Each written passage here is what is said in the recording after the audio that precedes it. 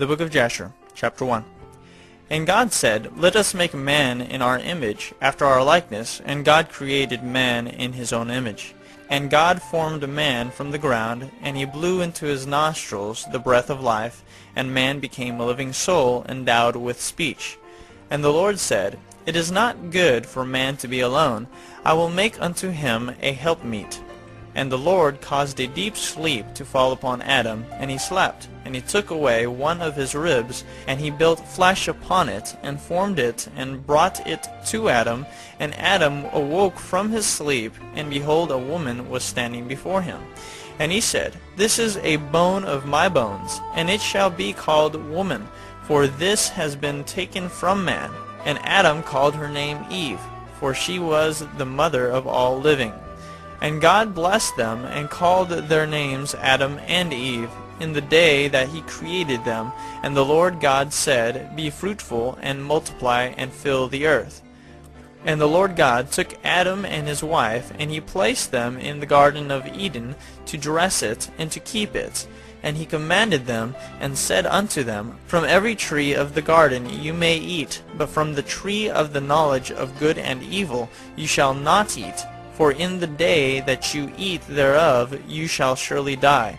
And when God had blessed and commanded them, he went from them, and Adam and his wife dwelt in the garden according to the command which the Lord had commanded them. And the serpent, which God had created with them in the earth, came to them to incite them to transgress the command of God which he had commanded them. And the serpent enticed and persuaded the woman to eat from the tree of knowledge. And the woman hearkened to the voice of the serpent, and she transgressed the word of God, and took from the tree of the knowledge of good and evil, and she ate. And she took from it, and gave also to her husband, and he ate. And Adam and his wife transgressed the command of God which he commanded them, and God knew it, and his anger was kindled against them, and he cursed them. And the Lord God drove them that day from the Garden of Eden to till the ground from which they were taken, and they went and dwelt at the east of the Garden of Eden. And Adam knew his wife Eve, and she bore 2 sons and 3 daughters. And she called the name of the firstborn Cain, saying, I have obtained a man from the Lord. And the name of the other she called Abel, for she said, In vanity we came into the earth, and in vanity we shall be taken from it. And the boys grew up, and their father gave them a possession in the land. And Cain was a tiller of the ground, and Abel a keeper of sheep.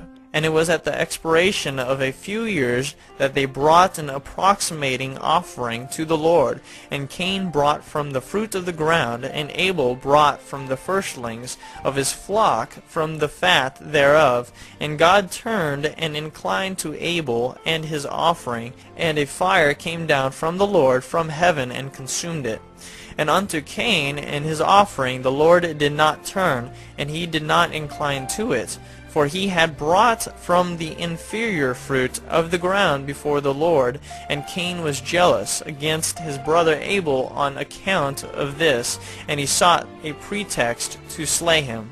And in some time after, Cain and Abel his brother went one day into the field to do their work, and they were both in the field, Cain tilling and plowing his ground, and Abel feeding his flock. And the flock passed that part which Cain had plowed in the ground, and it sorely grieved Cain on this account. And Cain approached his brother Abel in anger, and he said unto him, What is there between me and thee, that thou comest to dwell, and bring thy flock to feed in my land? And Abel answered his brother Cain, and said unto him, What is there between me and thee, that thou shalt eat the flesh of my flock, and clothe thyself with their wool? And now therefore put off the wool of my sheep with which thou hast clothed thyself, and recompense me for their fruit and flesh, which thou hast eaten. And when thou shalt have done this, I will then go from thy land as thou hast said. And Cain said to his brother Abel, Surely if I slay thee this day, who will require thy blood from me?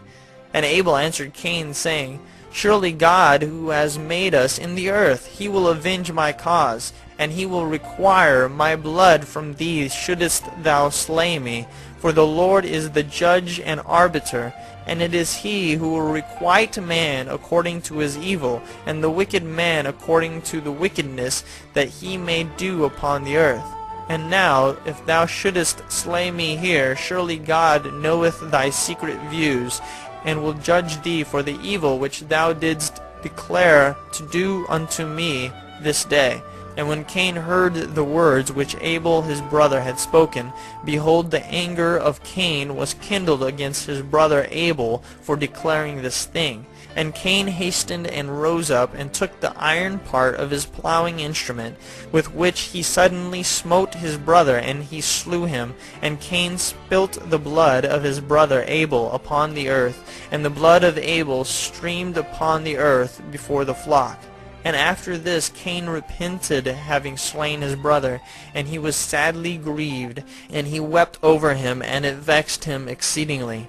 And Cain rose up and dug a hole in the field wherein he put his brother's body, and he turned the dust over it. And the Lord knew what Cain had done to his brother. And the Lord appeared to Cain, and said unto him, Where is Abel thy brother that was with thee? And Cain dissembled, and said, I do not know. Am I my brother's keeper? And the Lord said unto him, What hast thou done? The voice of thy brother's blood crieth unto me from the ground where thou hast slain him. For thou hast slain thy brother, and hast dissembled before me, and didst imagine in thy heart that I saw thee not, nor knew all thy actions. But thou didst this thing, and didst slay thy brother for naught, and because he spoke rightly to thee. And now therefore cursed be thou from the ground, which opened its mouth to receive thy brother's blood from thy hand, and wherein thou didst bury him. And it shall be, when thou shalt till it, it shall no more give thee its strength as in the beginning. For thorns and thistles shall the ground produce, and thou shalt be moving and wandering in the earth until the day of thy death.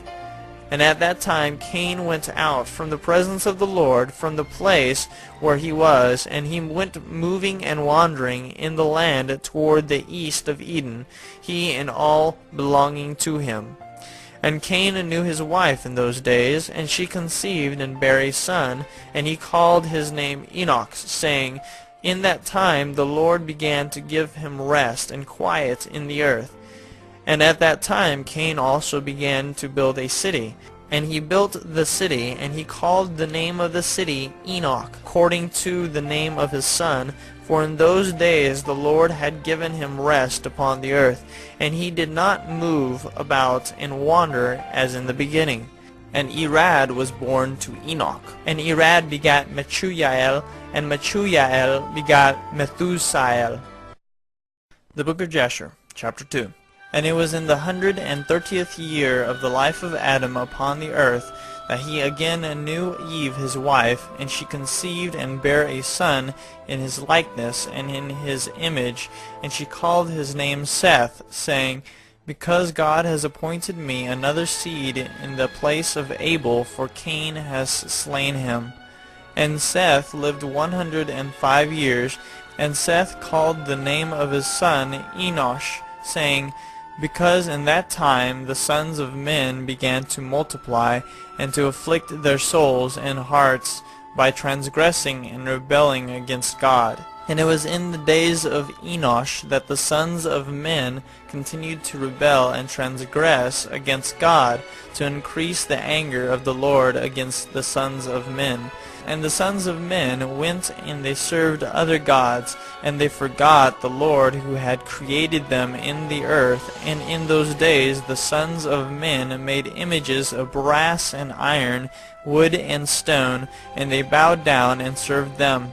And every man made his god, and they bowed down to them. And the sons of men forsook the Lord all the days of Enosh and his children, and the anger of the Lord was kindled on account of their works and abominations which they did in the earth.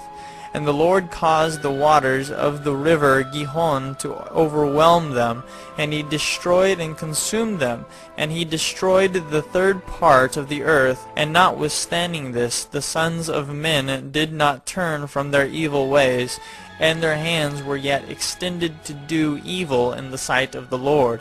And in those days there was neither sowing nor reaping in the earth, and there was no food for the sons of men, and the famine was very great in those days. And the seed which they sowed in those days in the ground became thorns, thistles, and briars. For from the days of Adam was this declaration concerning the earth, of the curse of God, which he cursed the earth on account of the sin which Adam sinned before the Lord. And it was when men continued to rebel and transgress against God, and to corrupt their ways, that the earth also became corrupt. And Enosh lived 90 years, and he begat Canaan. And Canaan grew up, and he was 40 years old, and he became wise, and had knowledge and skill in all wisdom. And he reigned over all the sons of men, and he led the sons of men to wisdom and knowledge, for Canaan was a very wise man, and had understanding in all wisdom, and with his wisdom he ruled over spirits and demons. And Canaan knew by his wisdom that God would destroy the sons of men for having sinned upon earth, and that the Lord would in the latter days bring upon them the waters of the flood.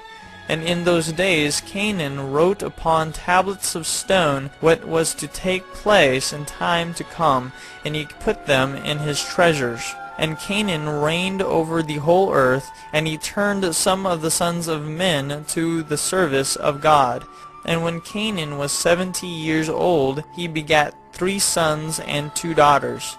And these are the names of the children of Canaan: the name of the firstborn Malalel, the second Enan, and the third Mered. And their sisters were Adah and Zillah. These are the 5 children of Canaan that were born to him.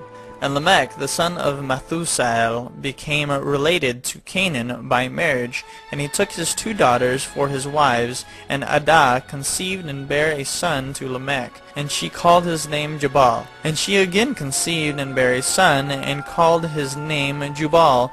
And Zillah, her sister, was barren in those days, and had no offspring. For in those days the sons of men began to trespass against God, and to transgress the commandments which he had commanded to Adam, to be fruitful and multiply in the earth.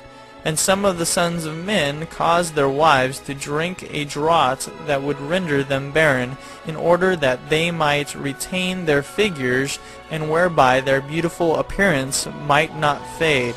And when the sons of men caused some of their wives to drink, Zillah drank with them. And the childbearing women appeared abominable in the sight of their husbands as widows, whilst their husbands lived, for to the barren ones only they were attached. And in the end of days and years, when Zillah became old, the Lord opened her womb, and she conceived and bare a son, and she called his name Tubal-Cain, saying, After I had withered away, have I obtained him from the Almighty God. And she conceived again, and bare a daughter, and she called her name Naamah, for she said, After I had withered away, have I obtained pleasure and delight. And Lamech was old and advanced in years, and his eyes were dim that he could not see. And Tubal-Cain his son was leading him. And it was one day that Lamech went into the field, and Tubal-Cain his son was with him. And whilst they were walking in the field, Cain the son of Adam advanced towards him. For Lamech was very old and could not see much, and Tubal-Cain his son was very young. And Tubal-Cain told his father to draw his bow, and with the arrows he smote Cain, who was yet far off, and he slew him, for he appeared to them to be an animal. And the arrows entered Cain's body, although he was distant from them, and he fell to the ground and died. And the Lord requited Cain's evil according to his wickedness, which he had done to his brother Abel, according to the word of the Lord which he had spoken. And it came to pass, when Cain died, that Lamech and Tubal went to see the animal which they had slain, and they saw, and behold, Cain their grandfather was fallen dead upon the earth. And Lamech was very much grieved, having done this, and in clapping his hands together he struck his son, and caused his death. And the wives of Lamech heard what Lamech had done, and they sought to kill him. And the wives of Lamech hated him from that day, because he slew Cain and Tubal Cain. And the wives of Lamech separated from him, and would not hearken to him in those days. And Lamech came to his wives, and he pressed them to listen to him about this matter.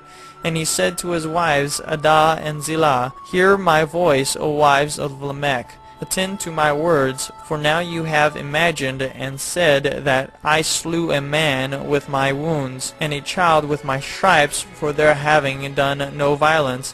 But surely know that I am old and gray-headed, and that my eyes are heavy through age, and I did this thing unknowingly. And the wives of Lamech listened to him in this matter, and they returned to him with the advice of their father Adam.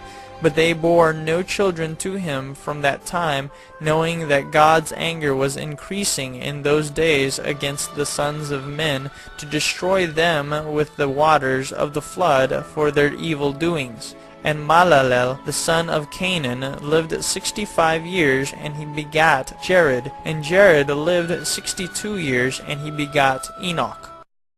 The book of Jasher, chapter 3. And Enoch lived 65 years, and begat Methuselah. And Enoch walked with God after having begot Methuselah, and he served the Lord, and despised the evil ways of men.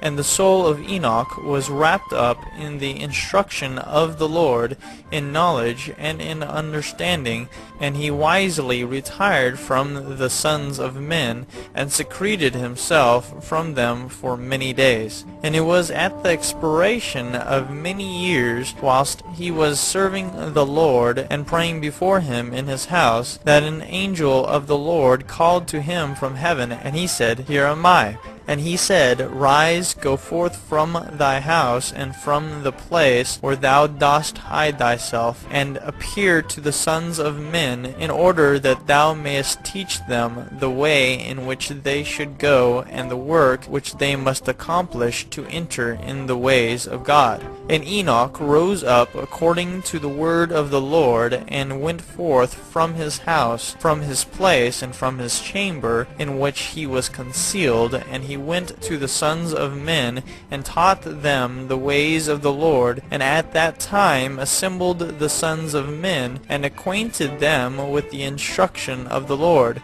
And he ordered it to be proclaimed in all places where the sons of men dwelt, saying, Where is the man who wishes to know the ways of the Lord and good works? Let him come to Enoch. And all the sons of men then assembled to him, for all who desired this thing went to Enoch. And Enoch reigned over the sons of men according to the word of the Lord. And they came and bowed to him, and they heard his word. And the Spirit of God was upon Enoch, and he taught all his men the wisdom of God and his ways. And the sons of men served the Lord all the days of Enoch, and they came to hear his wisdom. And all the kings of the sons of men, both first and last, together with their princes and judges, came to Enoch when they heard of his wisdom, and they bowed down to him. And they also required of Enoch to reign over them, to which he consented. And they assembled in all 130 kings and princes, and they made Enoch king over them, and they were all under his power and command. And Enoch taught them wisdom, knowledge, and the ways of the Lord, and he made peace amongst them, and peace was throughout the earth during the life of Enoch. And Enoch reigned over the sons of men 243 years, and he did justice and righteousness with all his people, and he led them in the ways of the Lord. And these are the generations of Enoch, Methuselah, Elisha, and Elimelech, 3 sons, and their sisters were Milcah and Naamah. And Methuselah lived 87 years, and he begat Lamech. And it was in the 56th year of the life of Lamech when Adam died. 930 years old was he at his death. And his two sons with Enoch and Methuselah his son buried him with great pomp, as at the burial of kings, in the cave which God had told him. And in that place all the sons of men made a great mourning and weeping on account of Adam. It has therefore become a custom among the sons of men to this day. And Adam died because he ate of the tree of knowledge, he and his children after him, as the Lord God had spoken. And it was in the year of Adam's death, which was the 243rd year of the reign of Enoch. In that time Enoch resolved to separate himself from the sons of men, and to secrete himself as at first, in order to serve the Lord. And Enoch did so, but did not entirely secrete himself from them, but kept away from the sons of men 3 days, and then went to them for 1 day. And during the 3 days that he was in his chamber, he prayed to and praised the Lord his God. And the Lord on which he went and appeared to the subjects, he taught them the ways of the Lord, and all they asked him about the Lord he told them. And he did in this manner for many years, and he afterward concealed himself for 6 days, and appeared to his people 1 day in 7, and after that once in a month, and then once in a year, until all the kings, princes, and sons of men sought for him, and desired again to see the face of Enoch, and to hear his word, but they could not, as all the sons of men were greatly afraid of Enoch, and they feared to approach him on account of the godlike awe that was seated upon his countenance. Therefore no man could look at him, fearing he might be punished and die. And all the kings and princes resolved to assemble the sons of men, and to come to Enoch, thinking that they might all speak to him at the time when he should come forth amongst them, and they did so. And the day came when Enoch went forth, and they all assembled and came to him. And Enoch spoke to them the words of the Lord, and he taught them wisdom and knowledge. And they bowed down before him, and they said, May the king live, may the king live. And in some time after, when the kings and princes and the sons of men were speaking to Enoch, and Enoch was teaching them the ways of God, behold, an angel of the Lord then called unto Enoch from heaven, and wished to bring him up to heaven, to make him reign there over the sons of God, as he had reigned over the sons of men upon earth. When at that time Enoch heard this, he went and assembled all the inhabitants of the earth, and taught them wisdom and knowledge, and gave them divine instructions. And he said to them, I have been required to ascend into heaven. I therefore do not know the day of my going. And now therefore I will teach you wisdom and knowledge, and will give you instruction before I leave you, how to act upon earth, whereby you may live. And he did so. And he taught them wisdom and knowledge, and gave them instruction. And he reproved them, and he placed before them statutes and judgments to do upon earth. And he made peace amongst them, and he taught them everlasting life, and dwelt with them some time, teaching them all these things. And at that time the sons of men were with Enoch, and Enoch was speaking to them. And they lifted up their eyes, and the likeness of a great horse descended from heaven, and the horse paced in the air. And they told Enoch what they had seen. And Enoch said to them, On my account does this horse transcend upon earth. The time is come when I must go from you, and I shall no more be seen by you. And the horse descended at that time, and stood before Enoch. And all the sons of men that were with Enoch saw him. And Enoch then again ordered a voice to be proclaimed, saying, Where is the man who delighteth to know the ways of the Lord his God? Let him come this day to Enoch before he is taken from us. And all the sons of men assembled and came to Enoch that day, and all the kings of the earth with their princes and counselors remained with him that day. And Enoch then taught the sons of men wisdom and knowledge, and gave them divine instruction. And he bade them serve the Lord and walk in his ways all the days of their lives. And he continued to make peace amongst them. And it was after this that he rose up and rode upon the horse, and he went forth, and all the sons of men went after him, about 800,000 men, and they went with him 1 day's journey. And the second day he said to them, Return home to your tents. Why will you go? Perhaps you may die. And some of them went from him, and those that remained went with him 6 days' journey. And Enoch said to them every day, Return to your tents, lest you may die. But they were not willing to return, and they went with him. And on the 6th day some of the men remained and clung to him, and they said to him, We will go with thee to the place where thou goest. As the Lord liveth, death only shall separate us. And they urged so much to go with him that he ceased speaking to them, and they went after him and would not return. And when the kings returned, they caused a census to be taken, in order to know the number of remaining men that went with Enoch. And it was upon the 7th day that Enoch ascended into heaven in a whirlwind, with horses and chariots of fire. And on the 8th day all the kings that had been with Enoch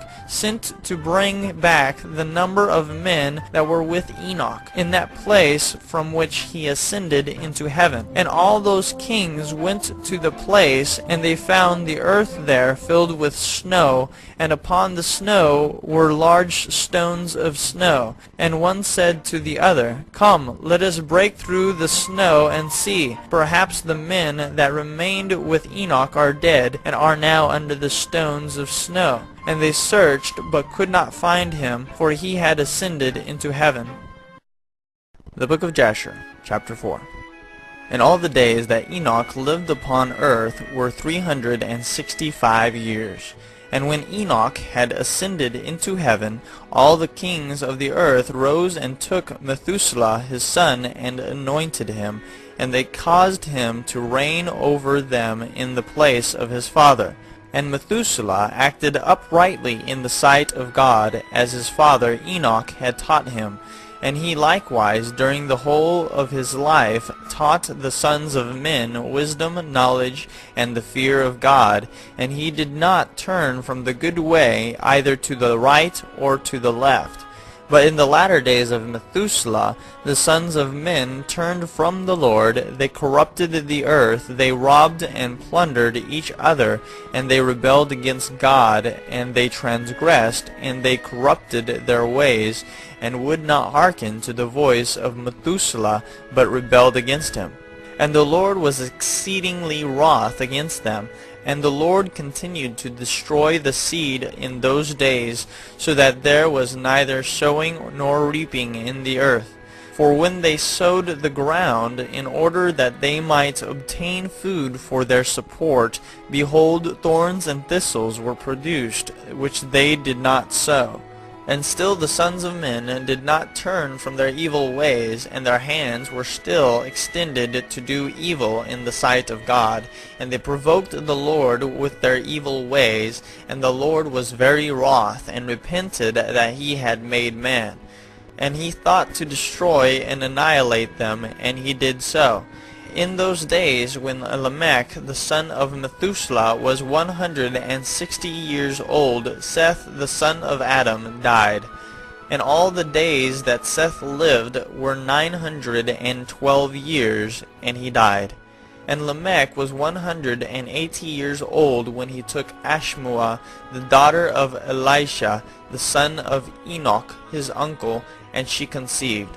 And at that time the sons of men sowed the ground, and a little food was produced. Yet the sons of men did not turn from their evil ways, and they trespassed and rebelled against God.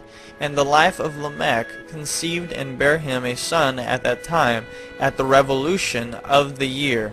And Methuselah called his name Noah, saying, The earth was in his days at rest, and free from corruption. And Lamech his father called his name Menachem, saying, This one shall comfort us in our works and miserable toil in the earth, which God had cursed. And the child grew up and was weaned, and he went in the ways of his father Methuselah, perfect and upright with God. And all the sons of men departed from the ways of the Lord in those days, as they multiplied upon the face of the earth with sons and daughters. And they taught one another their evil practices, and they continued sinning against the Lord. And every man made unto himself a god, and they robbed and plundered every man his neighbor, as well as his relative, and they corrupted the earth, and the earth was filled with violence.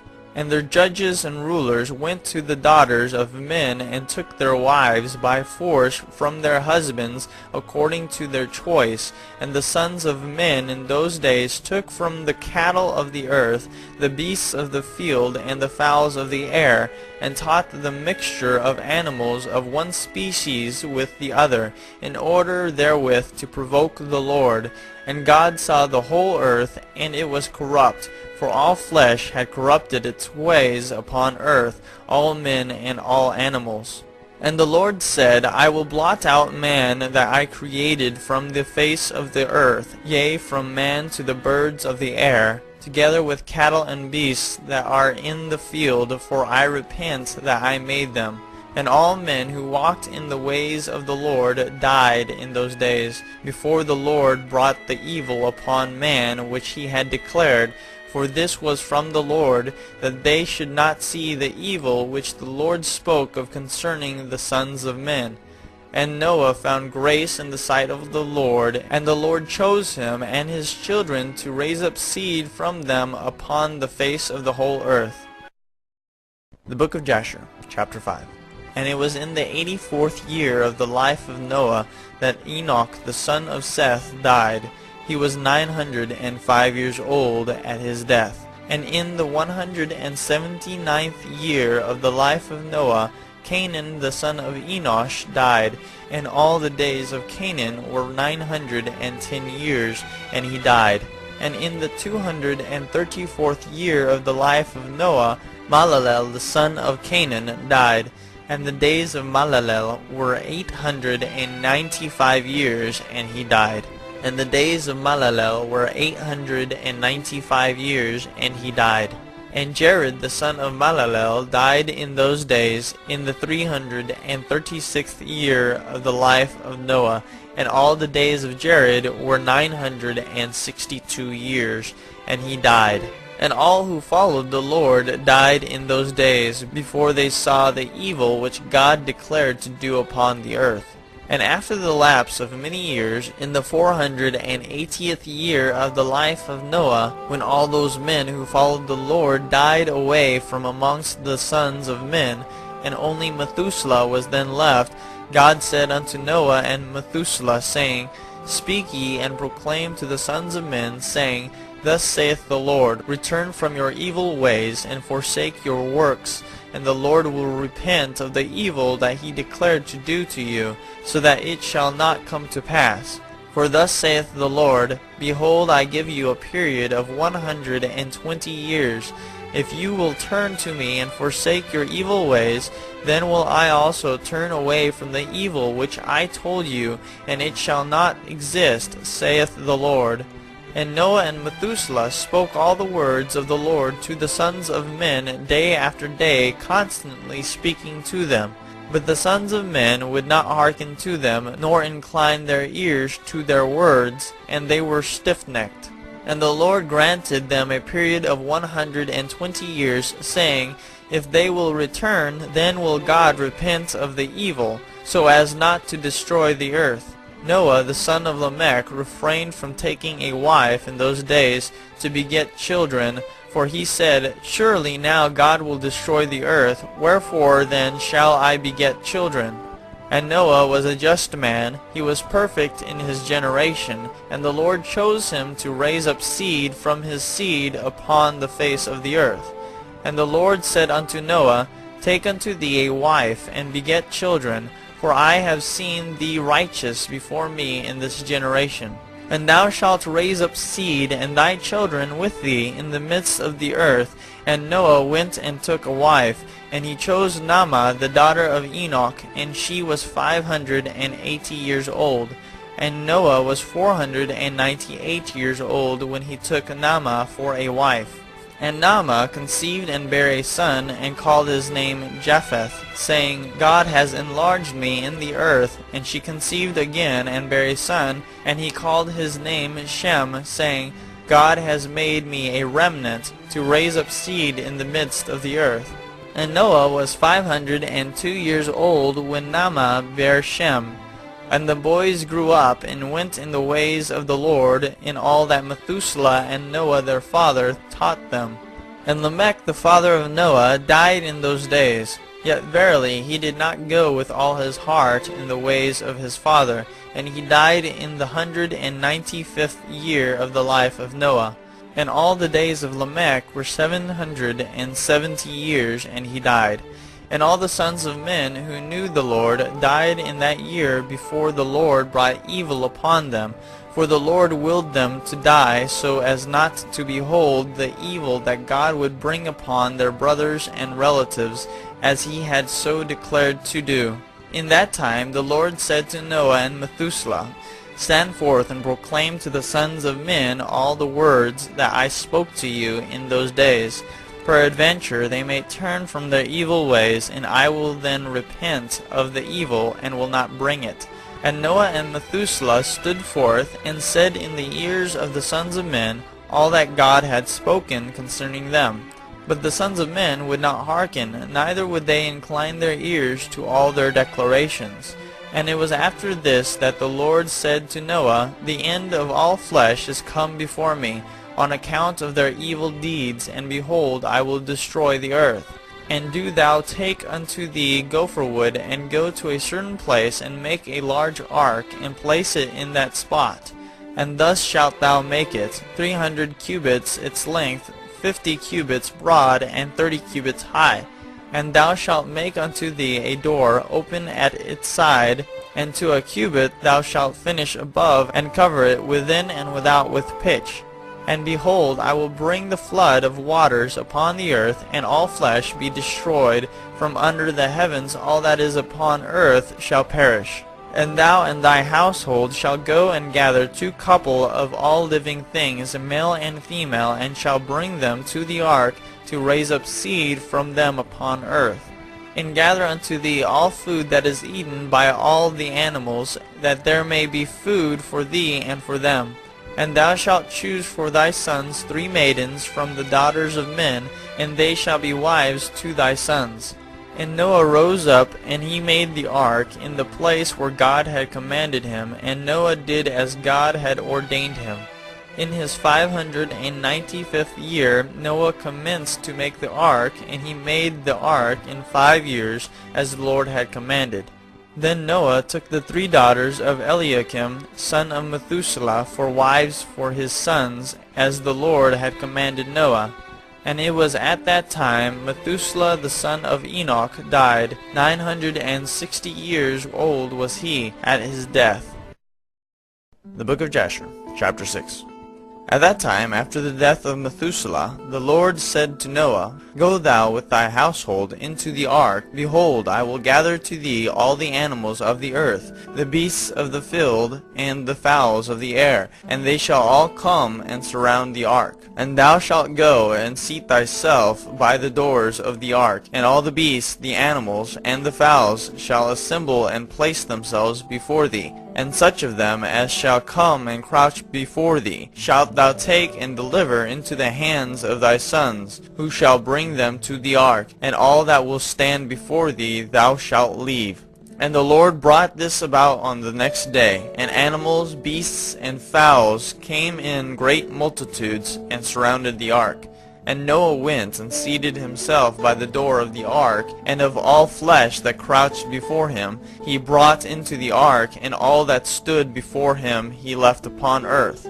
And a lioness came with her 2 whelps, male and female, and the 3 crouched before Noah. And the 2 whelps rose up against the lioness, and smote her, and made her flee from her place. And she went away, and they returned to their places, and crouched upon the earth before Noah. And the lioness ran away, and stood in the place of the lions. And Noah saw this, and wondered greatly, and he rose and took the 2 whelps, and brought them into the ark. And Noah brought into the ark from all living creatures that were upon earth, so that there was none left but which Noah brought into the ark. 2 and 2 came to Noah into the ark, but from the clean animals and clean fowls he brought 7 couples, as God had commanded him. And all the animals and beasts and fowls were still there, and they surrounded the ark at every place, and the rain had not descended till 7 days after.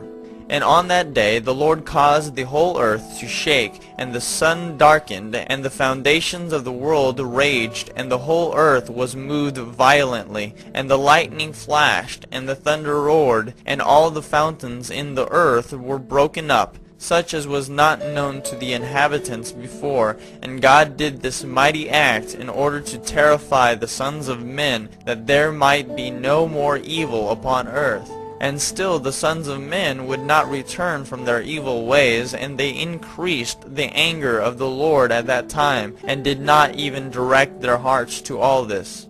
And at the end of 7 days, in the 600th year of the life of Noah, the waters of the flood were upon the earth.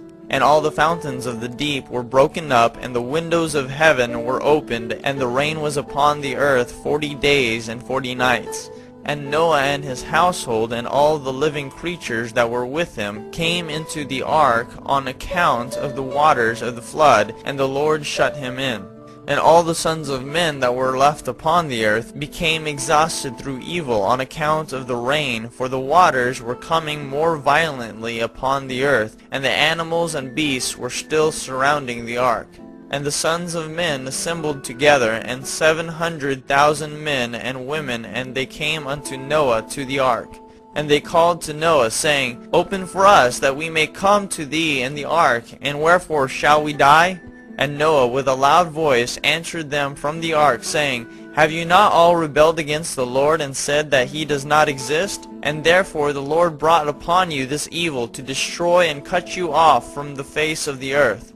Is not this thing that I spoke to you of 120 years back, and you would not hearken to the voice of the Lord?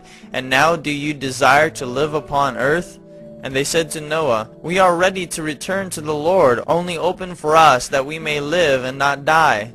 And Noah answered them, saying, Behold, now that you see the trouble of your souls, you wish to return to the Lord. Why did you not return during these 120 years, which the Lord granted you as the determined period? But now you come and tell me this on account of the troubles of your souls. Now also the Lord will not listen to you, neither will he give ear to you on this day, so that you will not now succeed in your wishes.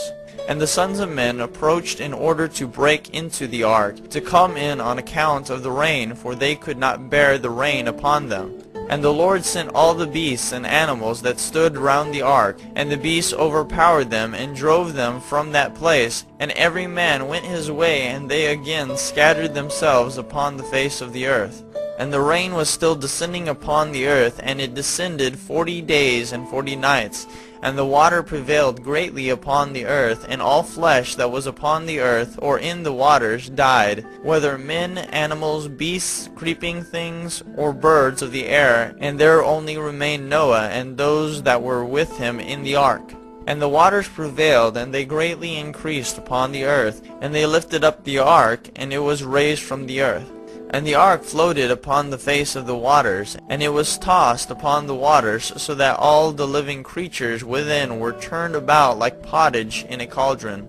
And great anxiety seized all the living creatures that were in the ark, and the ark was like to be broken.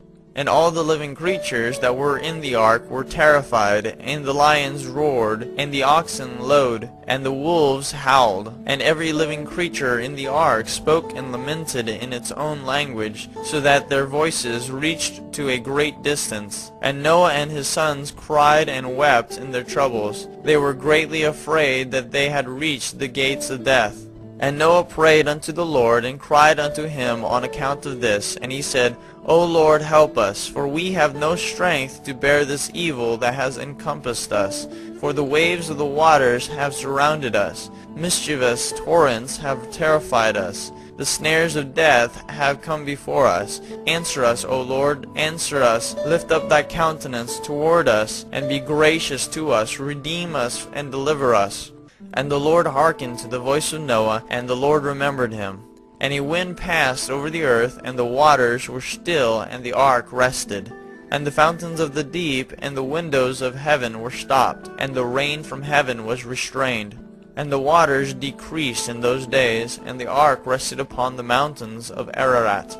And Noah then opened the windows of the ark, and Noah still called out to the Lord at that time, and he said, O Lord, who didst form the earth and the heavens and all that are therein, bring forth our souls from this confinement, and from the prison wherein thou hast placed us, for I am much wearied with sighing. And the Lord hearkened to the voice of Noah, and said to him, When thou shalt have completed a full year, thou shalt then go forth. And at the revolution of the year, when a full year was completed to Noah's dwelling in the ark, the waters were dried from off the earth, and Noah put off the covering of the ark. At that time, on the 27th day of the 2nd month, the earth was dry. But Noah and his sons and those that were with him did not go out from the ark until the Lord told them. And the day came that the Lord told them to go out, and they all went out from the ark. And they went and returned every one to his way and to his place. And Noah and his sons dwelt in the land that God had told them. And they served the Lord all their days. And the Lord blessed Noah and his sons on their going out from the ark. And he said to them, Be fruitful and fill all the earth. Become strong and increase abundantly in the earth, and multiply therein. The book of Jasher, chapter 7. And these are the names of the sons of Noah, Japheth, Ham, and Shem, and children were born to them after the flood, for they had taken wives before the flood. These are the sons of Japheth, Gomer, Magog, Madai, Javan, Tabal, Meshech, and Tiras, 7 sons. And the sons of Gomer were Ashkenaz, Riphath, and Togarmah. And the sons of Magog were Elishanath and Labol. And the children of Madai were Acon, Zelo, Jazonai, and Lot. And the sons of Javan were Elisha, Tarshish, Shittim, and Adonim. And the sons of Tabal were Arifi, Kesed, and Taari. And the sons of Meshech were Didon, Zaram, and Shebashni. And the sons of Tiras were Benib, Gera, Lupirion, and Galak. These are the sons of Japheth, according to their families. And their numbers in those days were about 460 men. And these are the sons of Ham, Cush, Mitzrayim, Phut, and Canaan, 4 sons. And the sons of Cush were Seba, Havila, Sadta, Rama, and Satika. And the sons of Rama were Sheba and Dedan. And the sons of Mizraim were Lud, Anam, and Patros, Shaslath, and Shaftor. And the sons of Phut were Gibol, Adan, Binah, and Adan. And the sons of Canaan were Zidon, Heth, Amorai, Gergashai, Evai, Arki, Sinai, Erodai, Zimodai, and Shamotai. These are the sons of Ham, according to their families, and their numbers in those days were about 730 men. And these are the sons of Shem, Alam, Ashur, Arpachshad, Lud, and Aram, 5 sons. And the sons of Elam were Shushon, Makul, and Harman. And the sons of Ashar were Miras and Mukel. And the sons of Arpachshad were Shelach, Anar, and Ashkol. And the sons of Lud were Pretor and Bizayon. And the sons of Aram were Uz, Chul, Gather, and Mash. These are the sons of Shem, according to their families, and their numbers in those days were about 300 men. These are the generations of Shem. Shem begat Arpachshad, and Arpachshad begat Shelach, and Shelach begat Eber. And to Eber were born 2 children. The name of one was Peleg. For in those days the sons of men were divided, and in the latter days the earth was divided. And the name of the second was Yoktan, meaning that in his day the lives of the sons of men were diminished and lessened. These are the sons of Yoktan: Almodad, Shelaf, Shezar-Moveth, Yerak, Hadurum, Azel, Dikla, Obal, Abimael, Sheba, Ophir, Ivila, and Jebab. All these are the sons of Yoktan. And Peleg his brother begot Yen, and Yen begot Serag, and Serag begot Nahor, and Nahor begot Terah, and Terah was 38 years old. And Cush the son of Ham, the son of Noah, took a wife in those days in his old age, and she bare a son, and they called his name Nimrod, saying, At that time the sons of men again began to rebel and transgress against God. And the child grew up, and his father loved him exceedingly, for he was the son of his old age. And the garments of skin which God made for Adam and Eve, when they went out of the garden, were given to Cush. For after the death of Adam and his wife, the garments were given to Enoch, the son of Jared. And when Enoch was taken up to God, he gave them to Methuselah his son. And at the death of Methuselah, Noah took them and brought them to the ark, and they were with him until he went out of the ark. And in their going out, Ham stole those garments from Noah his father, and he took them and hid them from his brothers. And when Ham begat his firstborn Cush, he gave him the garments in secret, and they were with Cush many days. And Cush also concealed them from his sons and brothers. And when Cush had begotten Nimrod, he gave him those garments through his love for him. And Nimrod grew up, and when he was 20 years old he put on those garments. And Nimrod became strong when he put on the garments. And God gave him might and strength, and he was a mighty hunter in the earth. Yea, he was a mighty hunter in the field. And he hunted the animals, and he built altars, and he offered upon them the animals before the Lord. And Nimrod strengthened himself, and he rose up from amongst his brethren, and he fought the battles of his brethren against all their enemies round about. And the Lord delivered all the enemies to his brethren in his hands. And God prospered him from time to time in his battles, and he reigned upon earth. Therefore it became current in those days, when a man ushered forth those that he had trained up for battle, he would say to them, like God did to Nimrod, who was a mighty hunter in the earth, and who succeeded in the battles that prevailed against his brethren, that he delivered them from the hands of their enemies, so may God strengthen us and deliver us this day. And when Nimrod was 40 years old, at that time there was a war between his brethren and the children of Japheth, so that they were in the power of their enemies. And Nimrod went forth at that time, and he assembled all the sons of Cush and their families, about 460 men. And he hired also from some of his friends and acquaintances about 80 men, and he gave them their hire. And he went with them to battle. And when he was on the road, Nimrod strengthened the hearts of the people that went with him. And he said to them, Do not fear, neither be alarmed, for all our enemies will be delivered into our hands, and you may do with them as you please. And all the men that went were about 500, and they fought against their enemies, and they destroyed them, and subdued them. And Nimrod placed standing officers over them in their respective places. And he took some of their children as security, and they were all servants to Nimrod and to his brethren. And Nimrod and all the people that were with him turned homeward. And when Nimrod had joyfully returned from battle, after having conquered his enemies, all his brethren, together with those who knew him before, assembled to make him king over them, and they placed the regal crown upon his head. And he set over his subjects and people, princes, judges, and rulers, as is the custom amongst kings. And he placed Terah the son of Nahor, the prince of his host, and he dignified him, and elevated him above all his princes. And whilst he was reigning according to his heart's desire, after having conquered all his enemies around, he advised with his counselors to build a city for his palace, and they did so. And they found a large valley opposite to the east, and they built him a large and extensive city. And Nimrod called the name of the city that he built Shinar, for the Lord had vehemently shaken his enemies and destroyed them. And Nimrod dwelt in Shinar, and he reigned securely, and he fought with his enemies, and he subdued them, and he prospered in all his battles, and his kingdom became very great.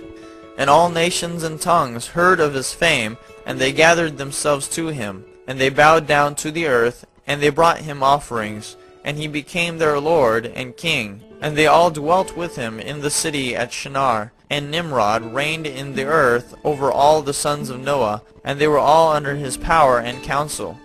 And all the earth was of one tongue and words of union. But Nimrod did not go in the ways of the Lord, and he was more wicked than all the men that were before him, from the days of the flood until those days.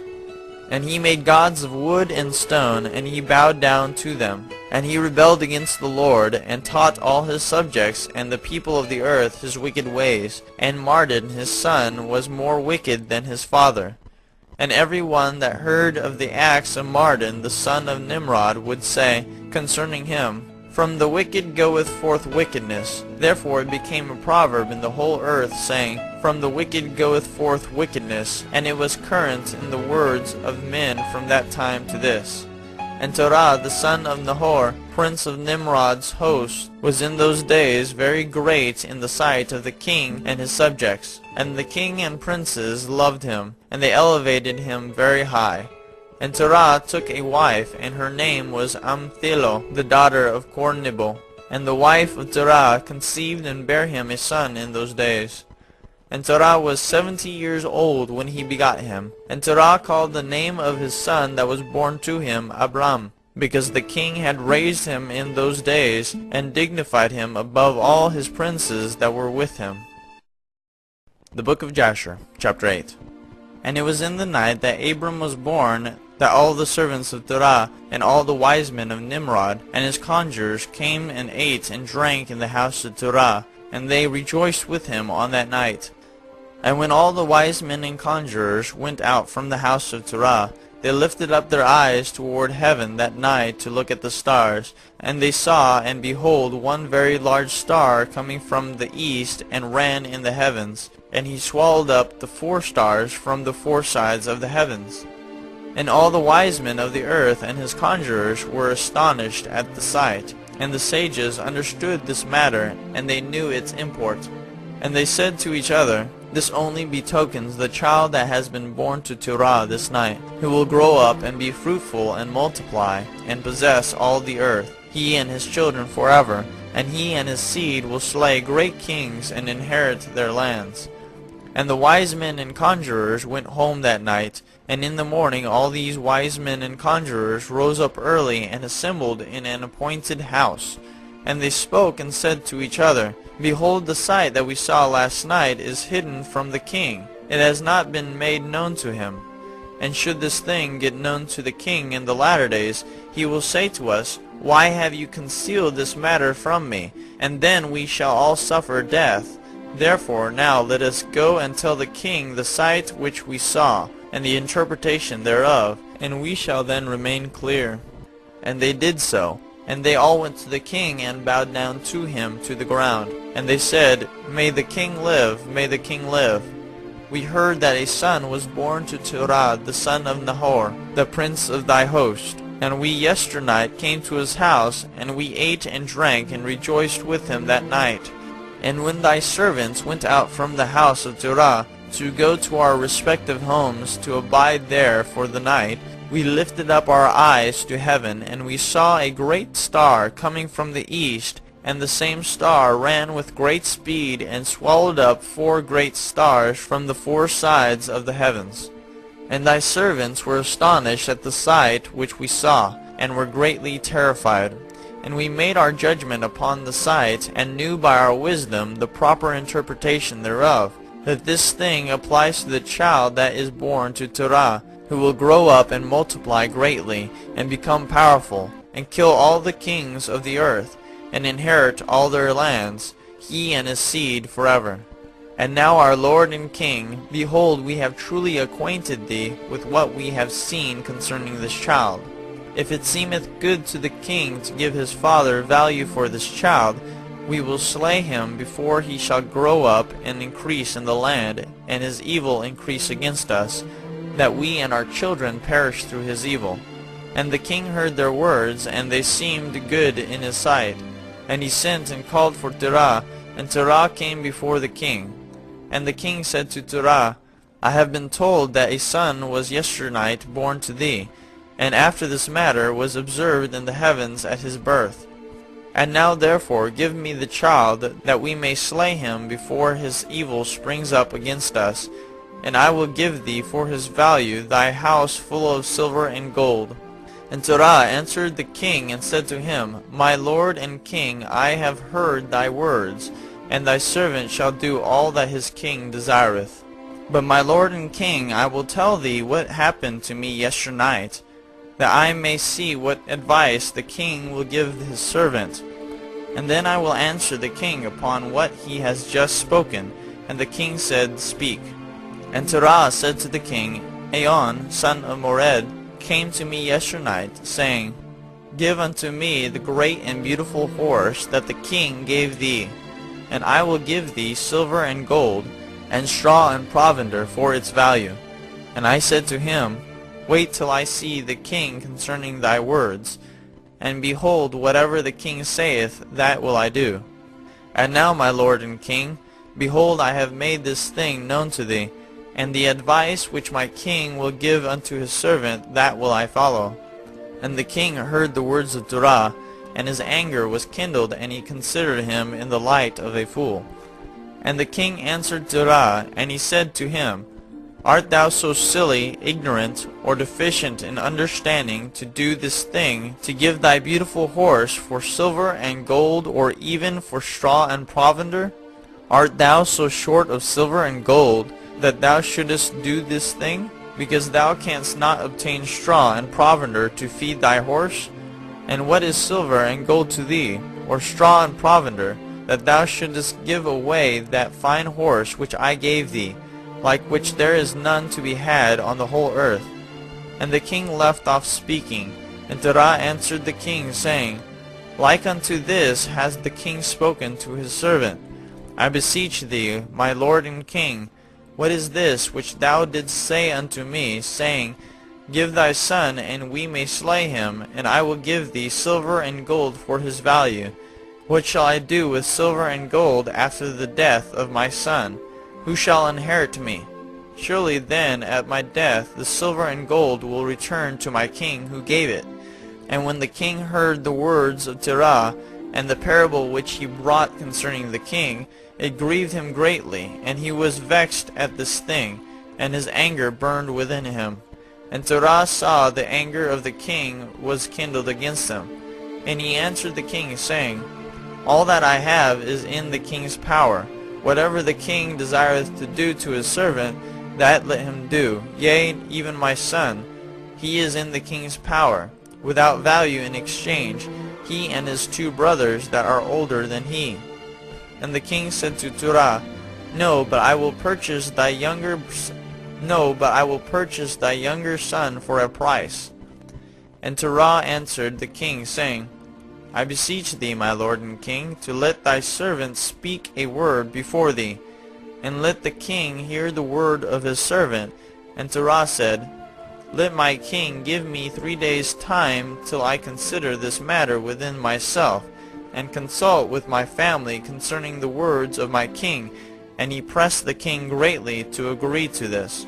And the king hearkened to Terah, and he did so, and he gave him 3 days' time. And Terah went out from the king's presence, and he came home to his family, and spoke to them all the words of the king, and the people were greatly afraid. And it was in the 3rd day that the king sent to Terah, saying, Send me thy son for a price, as I spoke to thee.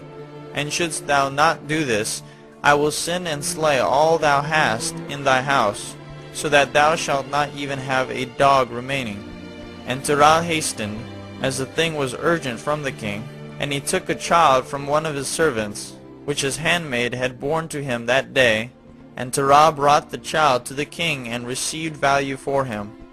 And the Lord was with Terah in this matter, that Nimrod might not cause Abram's death. And the king took the child from Terah, and with all his might dashed his head to the ground, for he thought it had been Abram.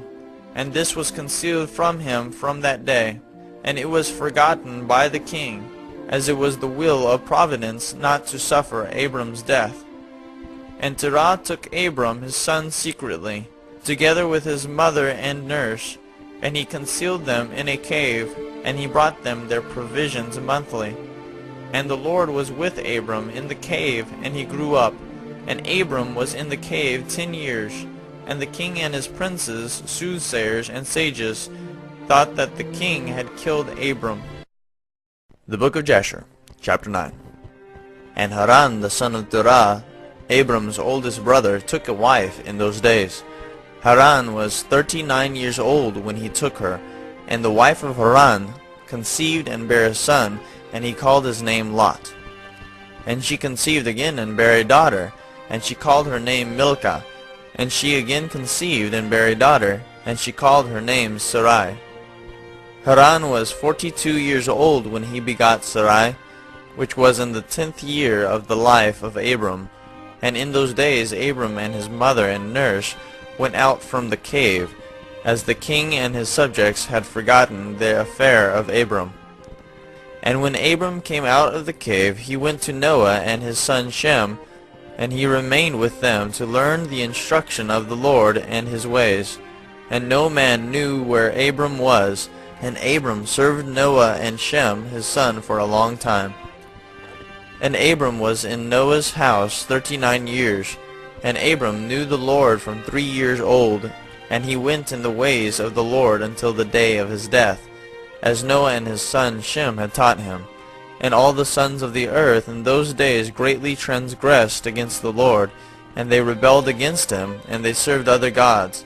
And they forgot the Lord who had created them in the earth.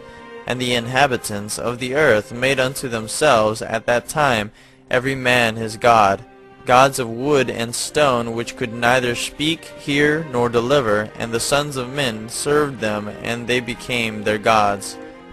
And the king and all his servants, and Terah with all his household, were then the first of those that served gods of wood and stone. And Terah had 12 gods of large size, made of wood and stone, after the 12 months of the year. And he served each one monthly. And every month Terah would bring his meat offering and drink offering to his gods. Thus did Terah all the days.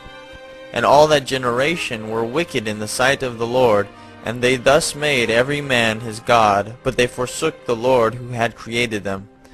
And there was not a man found in those days in the whole earth who knew the Lord, for they served each man his own god, except Noah and his household, and all those who were under his counsel knew the Lord in those days. And Abram the son of Terah was waxing great in those days in the house of Noah, and no man knew it, and the Lord was with him. And the Lord gave Abram an understanding heart, and he knew all the works of that generation were vain, and that all their gods were vain and were of no avail. And Abram saw the sun shining upon the earth, and Abram said unto himself, Surely now the sun that shines upon the earth is God, and him will I serve. And Abram served the sun in that day, and he prayed to him. And when evening came, the sun set as usual, and Abram said within himself, Surely this cannot be God. And Abram still continued to speak within himself, Who is he who made the heavens and the earth, who created upon earth? Where is he? And the night darkened over him, and he lifted up his eyes toward the west, north, south, and east, and he saw that the sun had vanished from the earth, and the day became dark. And Abram saw the stars and moon before him, and he said, Surely this is the God who created the whole earth as well as man, and behold, these his servants are gods around him. And Abram served the moon and prayed to it all that night. And in the morning, when it was light and the sun shone upon the earth as usual, Abram saw all the things that the Lord God had made upon earth.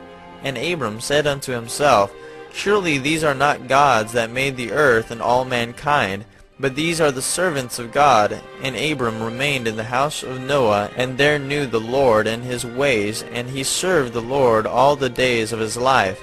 And all that generation forgot the Lord, and served other gods of wood and stone, and rebelled all their days. And King Nimrod reigned surely, and all the earth was under his control, and all the earth was of one tongue and words of union. And all the princes of Nimrod and his great men took counsel together, Phut, Mitzrayim, Cush, and Canaan, with their families, and they said to each other, Come, let us build ourselves a city, and in it a strong tower, and its top reaching heaven, and we will make ourselves famed, so that we may reign upon the whole world, in order that the evil of our enemies may cease from us, that we may reign mightily over them, and that we may not become scattered over the earth on account of their wars. And they all went before the king, and they told the king these words. And the king agreed with them in this affair, and he did so. And all the families assembled, consisting of about 600,000 men, and they went to seek an extensive piece of ground to build the city and the tower. And they sought in the whole earth, and they found none like one valley at the east of the land of Shinar, about 2 days' walk. And they journeyed there, and they dwelt there. And they began to make bricks and burn fires to build the city and the tower that they had imagined to complete. And the building of the tower was unto them a transgression and a sin, and they began to build it. And whilst they were building against the Lord God of heaven, they imagined in their hearts to war against him and to ascend into heaven.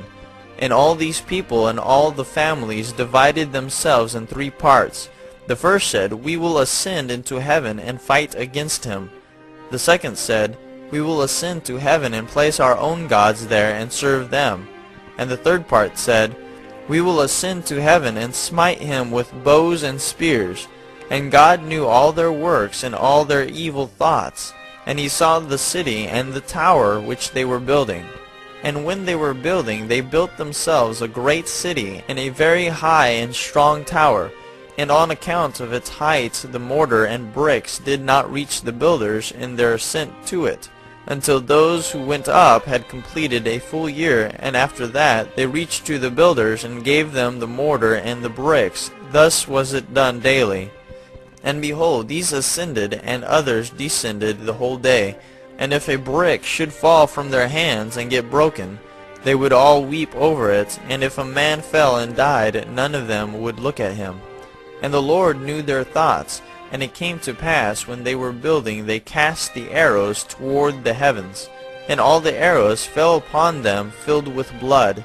And when they saw them, they said to each other, Surely we have slain all those that are in heaven.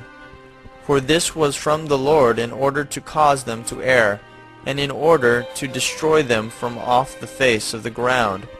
And they built the tower and the city, and they did this thing daily until many days and years were elapsed.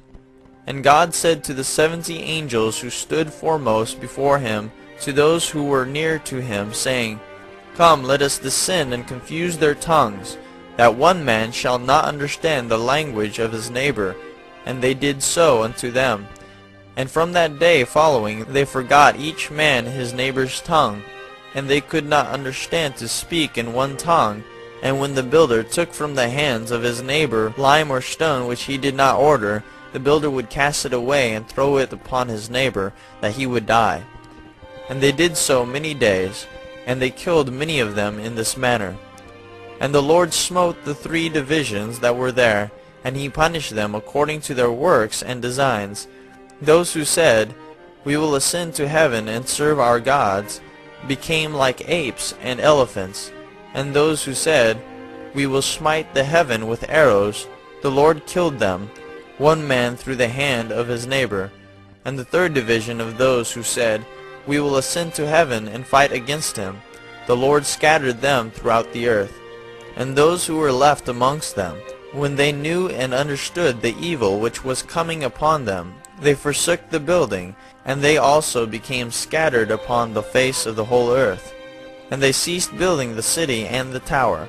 Therefore he called the place Babel, for the Lord confounded the language of the whole earth. Behold, it was at the east of the land of Shinar. And as to the tower which the sons of men built, the earth opened its mouth and swallowed up 1/3 part thereof. And a fire also descended from heaven and burned another third. And the other third is left to this day, and it is of that part which was aloft, and its circumference is 3 days' walk. And many of the sons of men died in that tower, a people without number. The book of Jasher, chapter 10. And Peleg the son of Eber died in those days, in the 48th year of the life of Abram son of Terah, and all the days of Peleg were 239 years.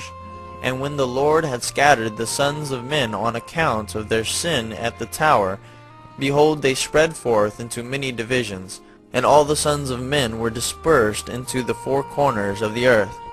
And all the families became each according to its language, its land, or its city. And the sons of men built many cities according to their families, in all the places where they went, and throughout the earth where the Lord had scattered them. And some of them built cities in places from which they were afterward extirpated, and they called these cities after their own names, or the names of their children, or after their particular occurrences. And the sons of Japheth, the son of Noah, went and built themselves cities in the places where they were scattered, and they called all their cities after their names. And the sons of Japheth were divided upon the face of the earth into many divisions and languages. And these were the sons of Japheth, according to their families: Gomer, Magog, Madai, Javan, Tubal, Meshech, and Tiras. These are the children of Japheth, according to their generations.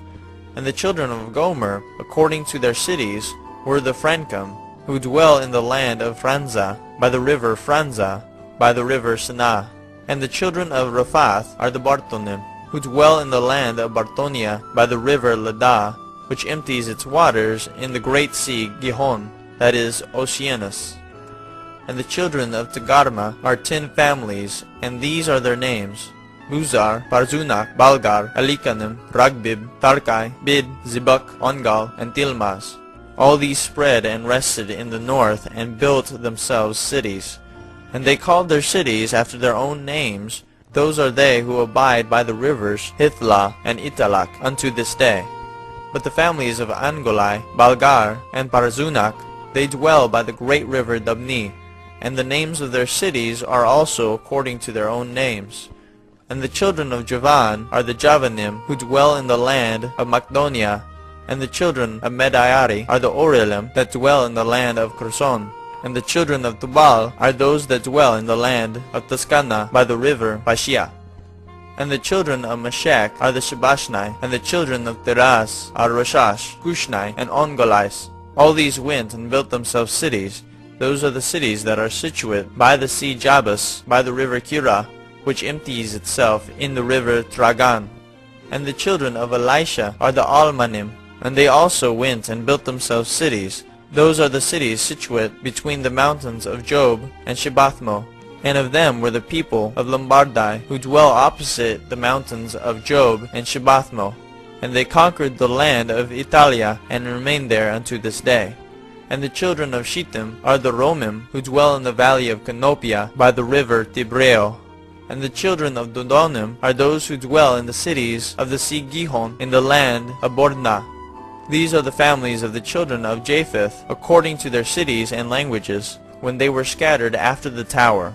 And they called their cities after their names and occurrences. And these are the names of all their cities according to their families, which they built in those days after the tower.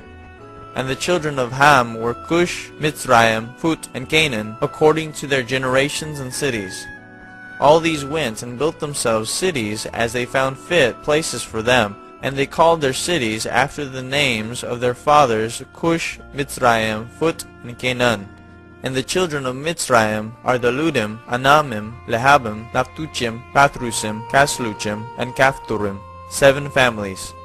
All these dwell by the river Sihor, that is the brook of Egypt, and they built themselves cities and called them after their own names. And the children of Pathros and Casloch intermarried together, and from them went forth the Pelishtim, the Azathim, and the Gerarim, the Githim, and the Ekronim, in all 5 families. These also built themselves cities, and they called their cities after the names of their fathers unto this day. And the children of Canaan also built themselves cities, and they called their cities after their names, 11 cities, and others without number. And 4 men from the family of Ham went to the land of the plain. These are the names of the 4 men: Sodom, Gomorrah, Admah, and Zeboim.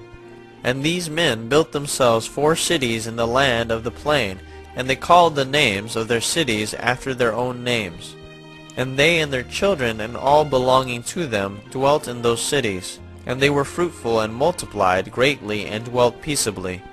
And Seir, the son of Hur, son of Hivi, son of Canaan, went and found a valley opposite to Mount Paran, and he built a city there. And he and his 7 sons and his household dwelt there. And he called the city which he built Seir, according to his name, that is the land of Seir unto this day. These are the families of the children of Ham, according to their languages and cities, when they were scattered to their countries after the tower. And some of the children of Shem, son of Noah, father of all the children of Eber, also went and built themselves cities in the places wherein they were scattered, and they called their cities after their names. And the sons of Shem and Elam, Ashur, Arpachshad, Lud, and Aram, and they built themselves cities, and called the names of all their cities after their names.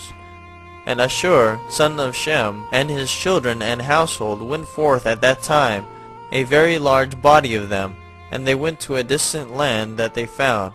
And they met with a very extensive valley in the land that they went to. And they built themselves 4 cities, and they called them after their own names and occurrences. And these are the names of the cities which the children of Ashur built: Nineveh, Rezin, Calach, and Rehoboth. And the children of Ashur dwell there unto this day. And the children of Aram also went and built themselves a city, and they called the name of the city Uz, after their eldest brother, and they dwell therein. That is the land of Uz to this day. And in the 2nd year after the tower, a man from the house of Ashur, whose name was Bela, went from the land of Nineveh to sojourn with his household wherever he could find a place. And they came until opposite the cities of the plain against Sodom, and they dwelt there. And the man rose up and built there a small city, and called its name Bela, after his name. That is the land of Zoar unto this day. And these are the families of the children of Shem according to their languages and cities, after they were scattered upon the earth after the tower. And every kingdom, city, and family of the families of the children of Noah built themselves many cities after this. And they established governments in all their cities, in order to be regulated by their orders. So did all the families of the children of Noah forever. The Book of Jasher, Chapter 11. And Nimrod, son of Cush, was still in the land of Shinar, and he reigned over it, and dwelt there, and he built cities in the land of Shinar. And these are the names of the 4 cities which he built, and he called their names after their occurrences that happened to them in the building of the tower. And he called the first Babel, saying, Because the Lord there confounded the language of the whole earth. And the name of the second he called Erech, because from there God dispersed them. And the third he called Ect, saying there was a great battle at that place. And the fourth he called Calneh, because his princes and mighty men were consumed there, and they vexed the Lord, they rebelled and transgressed against him. And when Nimrod had built these cities in the land of Shinar, he placed in them the remainder of his people, his princes and his mighty men that were left in his kingdom. And Nimrod dwelt in Babel, and he there renewed his reign over the rest of his subjects, and he reigned securely. And the subjects and princes of Nimrod called his name Amraphel, saying that at the tower his princes and men fell through his means. And notwithstanding this, Nimrod did not return to the Lord, and he continued in wickedness and teaching wickedness to the sons of men. And Mardon his son was worse than his father, and continued to add to the abominations of his father. And he caused the sons of men to sin, therefore it said, From the wicked goeth forth wickedness.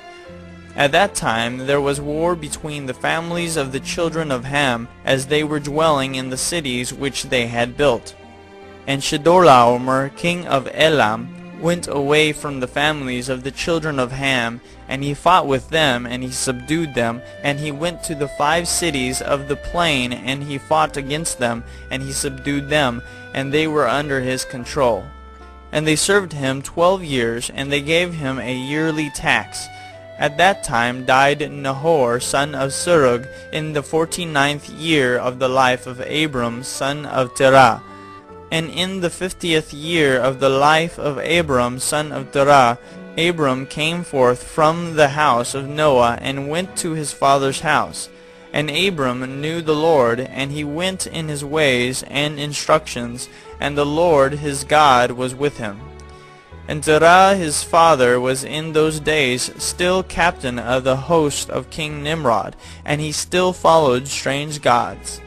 And Abram came to his father's house, and saw 12 gods standing there in their temples. And the anger of Abram was kindled when he saw these images in his father's house.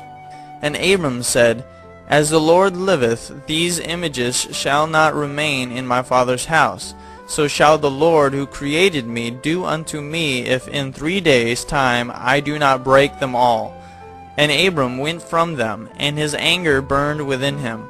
And Abram hastened and went from the chamber to his father's outer court. And he found his father sitting in the court, and all his servants with him. And Abram came and sat before him.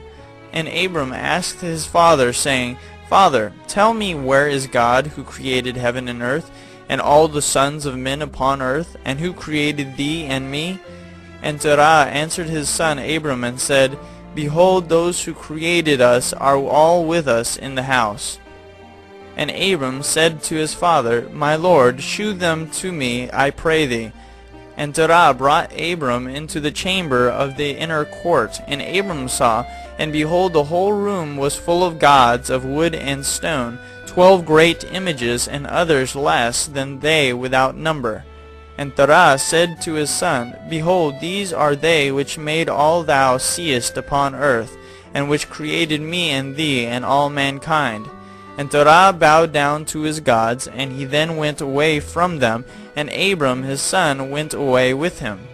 And when Abram had gone from them, he went to his mother, and sat before her. And he said to his mother, Behold, my father has shown me those who made heaven and earth, and all the sons of men. Now therefore hasten and fetch a kid from the flock, and make of it savory meat, that I may bring it to my father's gods as an offering for them to eat. Perhaps I may thereby become accepted to them. And his mother did so, and she fetched a kid, and made savory meat thereof, and brought it to Abram. And Abram took the savory meat from his mother, and brought it before his father's gods. And he drew nigh to them, that they might eat. And Terah his father did not know of it. And Abram saw on the day when he was sitting amongst them, that they had no voice, no hearing, no motion, and not one of them could stretch forth his hand to eat. And Abram mocked them, and said, Surely the savory meat that I prepared has not pleased them, or perhaps it was too little for them, and for that reason they would not eat. Therefore tomorrow I will prepare fresh savory meat, better and more plentiful than this, in order that I may see the result. And it was on the next day that Abram directed his mother concerning the savory meat. And his mother rose and fetched 3 fine kids from the flock, and she made of them some excellent savory meat, such as her son was fond of, and she gave it to her son Abram, and Terah his father did not know of it. And Abram took the savory meat from his mother, and brought it before his father's gods into the chamber. And he came nigh unto them, that they might eat. And he placed it before them, and Abram sat before them all day, thinking perhaps they might eat. And Abram viewed them, and behold, they had neither voice nor hearing, nor did one of them stretch forth his hand to the meat to eat. And in the evening of that day in that house Abram was clothed with the Spirit of God.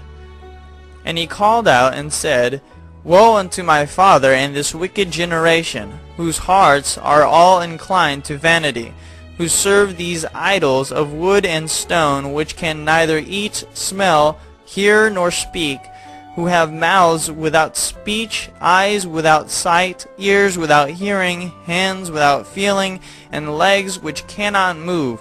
Like them are those that made them, and that trust in them. And when Abram saw all these things, his anger was kindled against his father.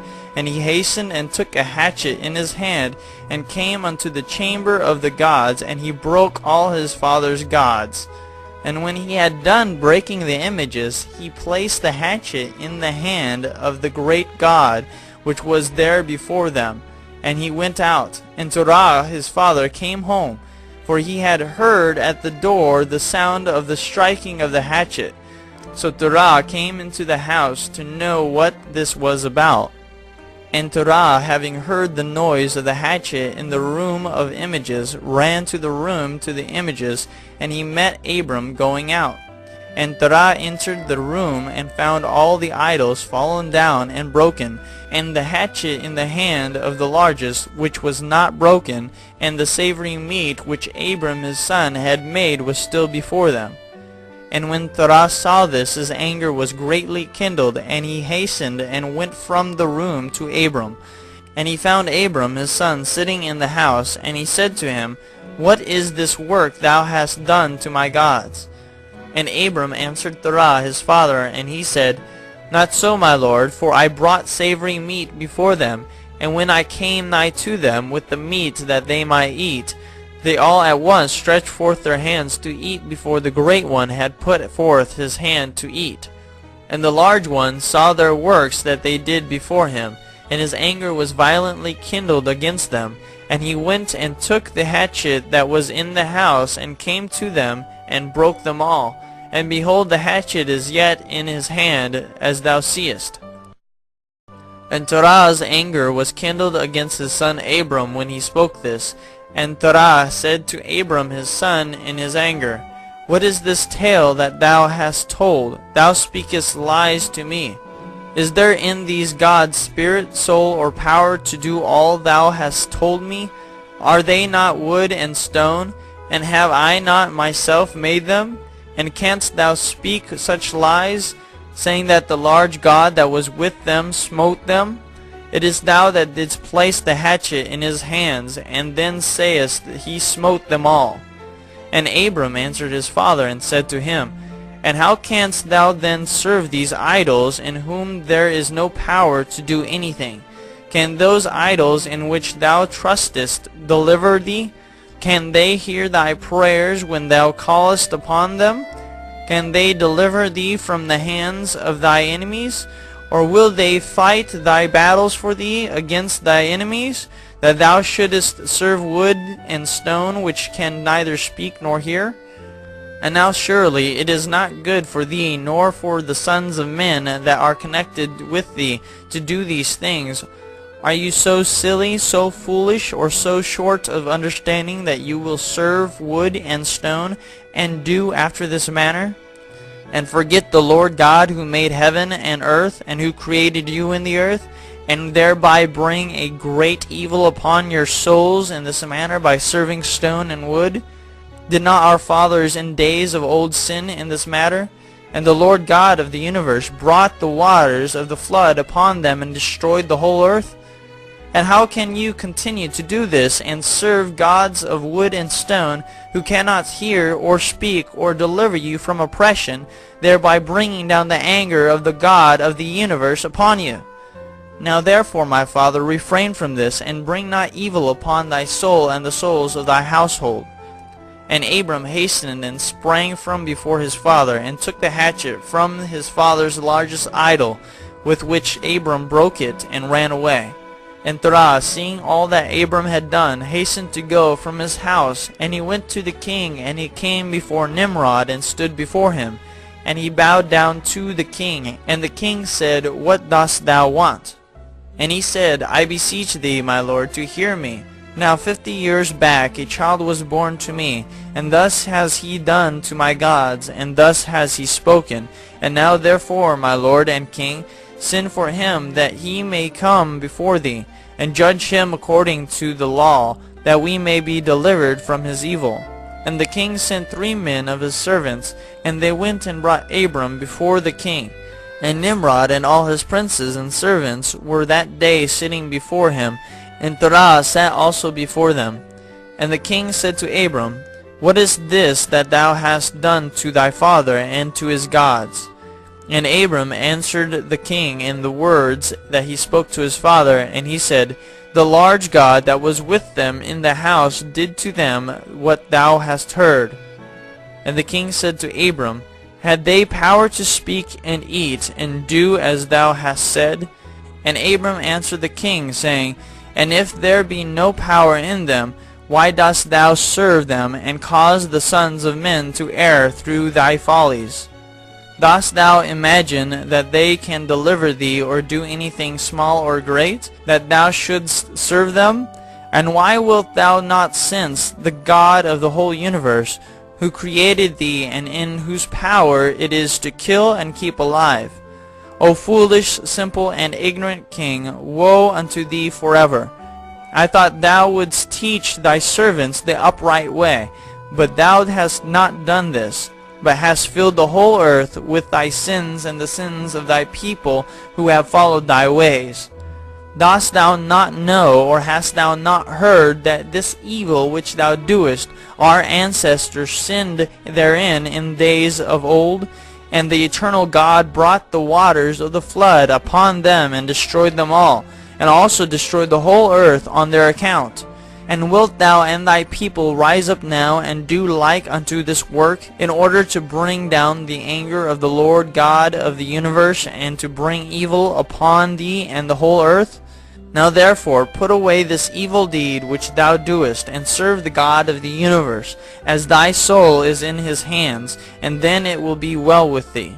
And if thy wicked heart will not hearken to my words, to cause thee to forsake thy evil ways, and to serve the eternal God, then wilt thou die in shame in the latter days, thou and thy people, and all who are connected with thee, hearing thy words or walking in thy evil ways. And when Abram had ceased speaking before the king and princes, Abram lifted up his eyes to the heavens, and he said, The Lord seeth all the wicked, and he will judge them. The book of Jasher, chapter 12.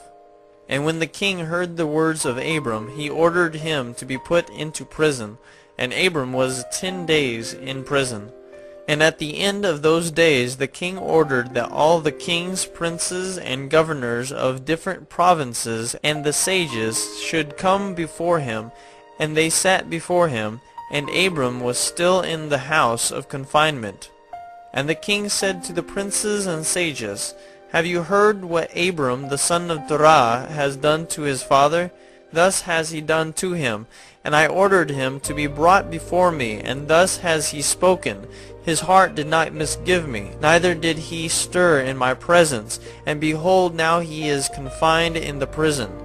And therefore decide what judgment is due to this man who reviled the king, who spoke and did all the things that you heard. And they all answered the king, saying, The man who revileth the king should be hanged upon a tree.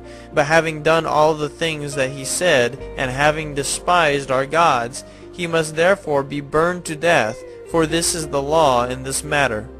If it pleaseth the king to do this, let him order his servants to kindle a fire both night and day in thy brick furnace, and then we will cast this man into it. And the king did so, and he commanded his servants that they should prepare a fire for 3 days and 3 nights in the king's furnace that is in Casdim.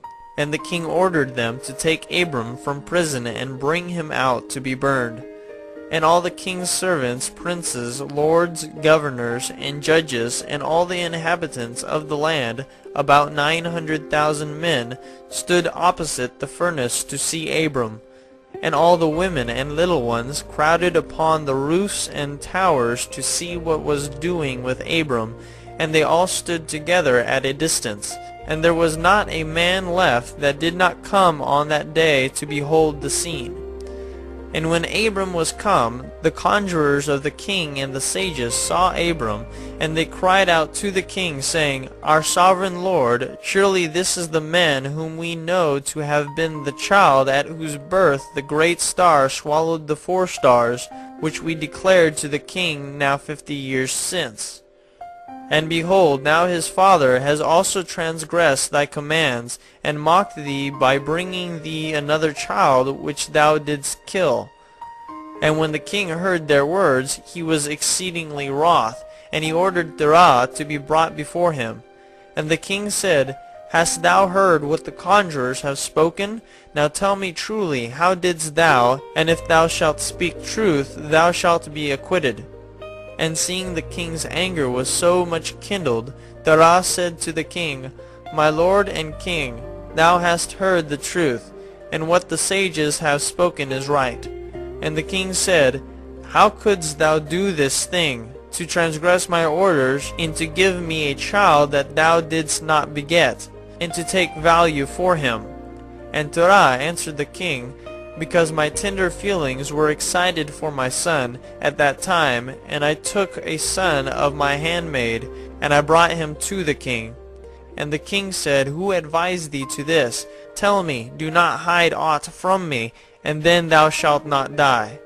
And Terah was greatly terrified in the king's presence, and he said to the king, It was Haran my eldest son who advised me to this.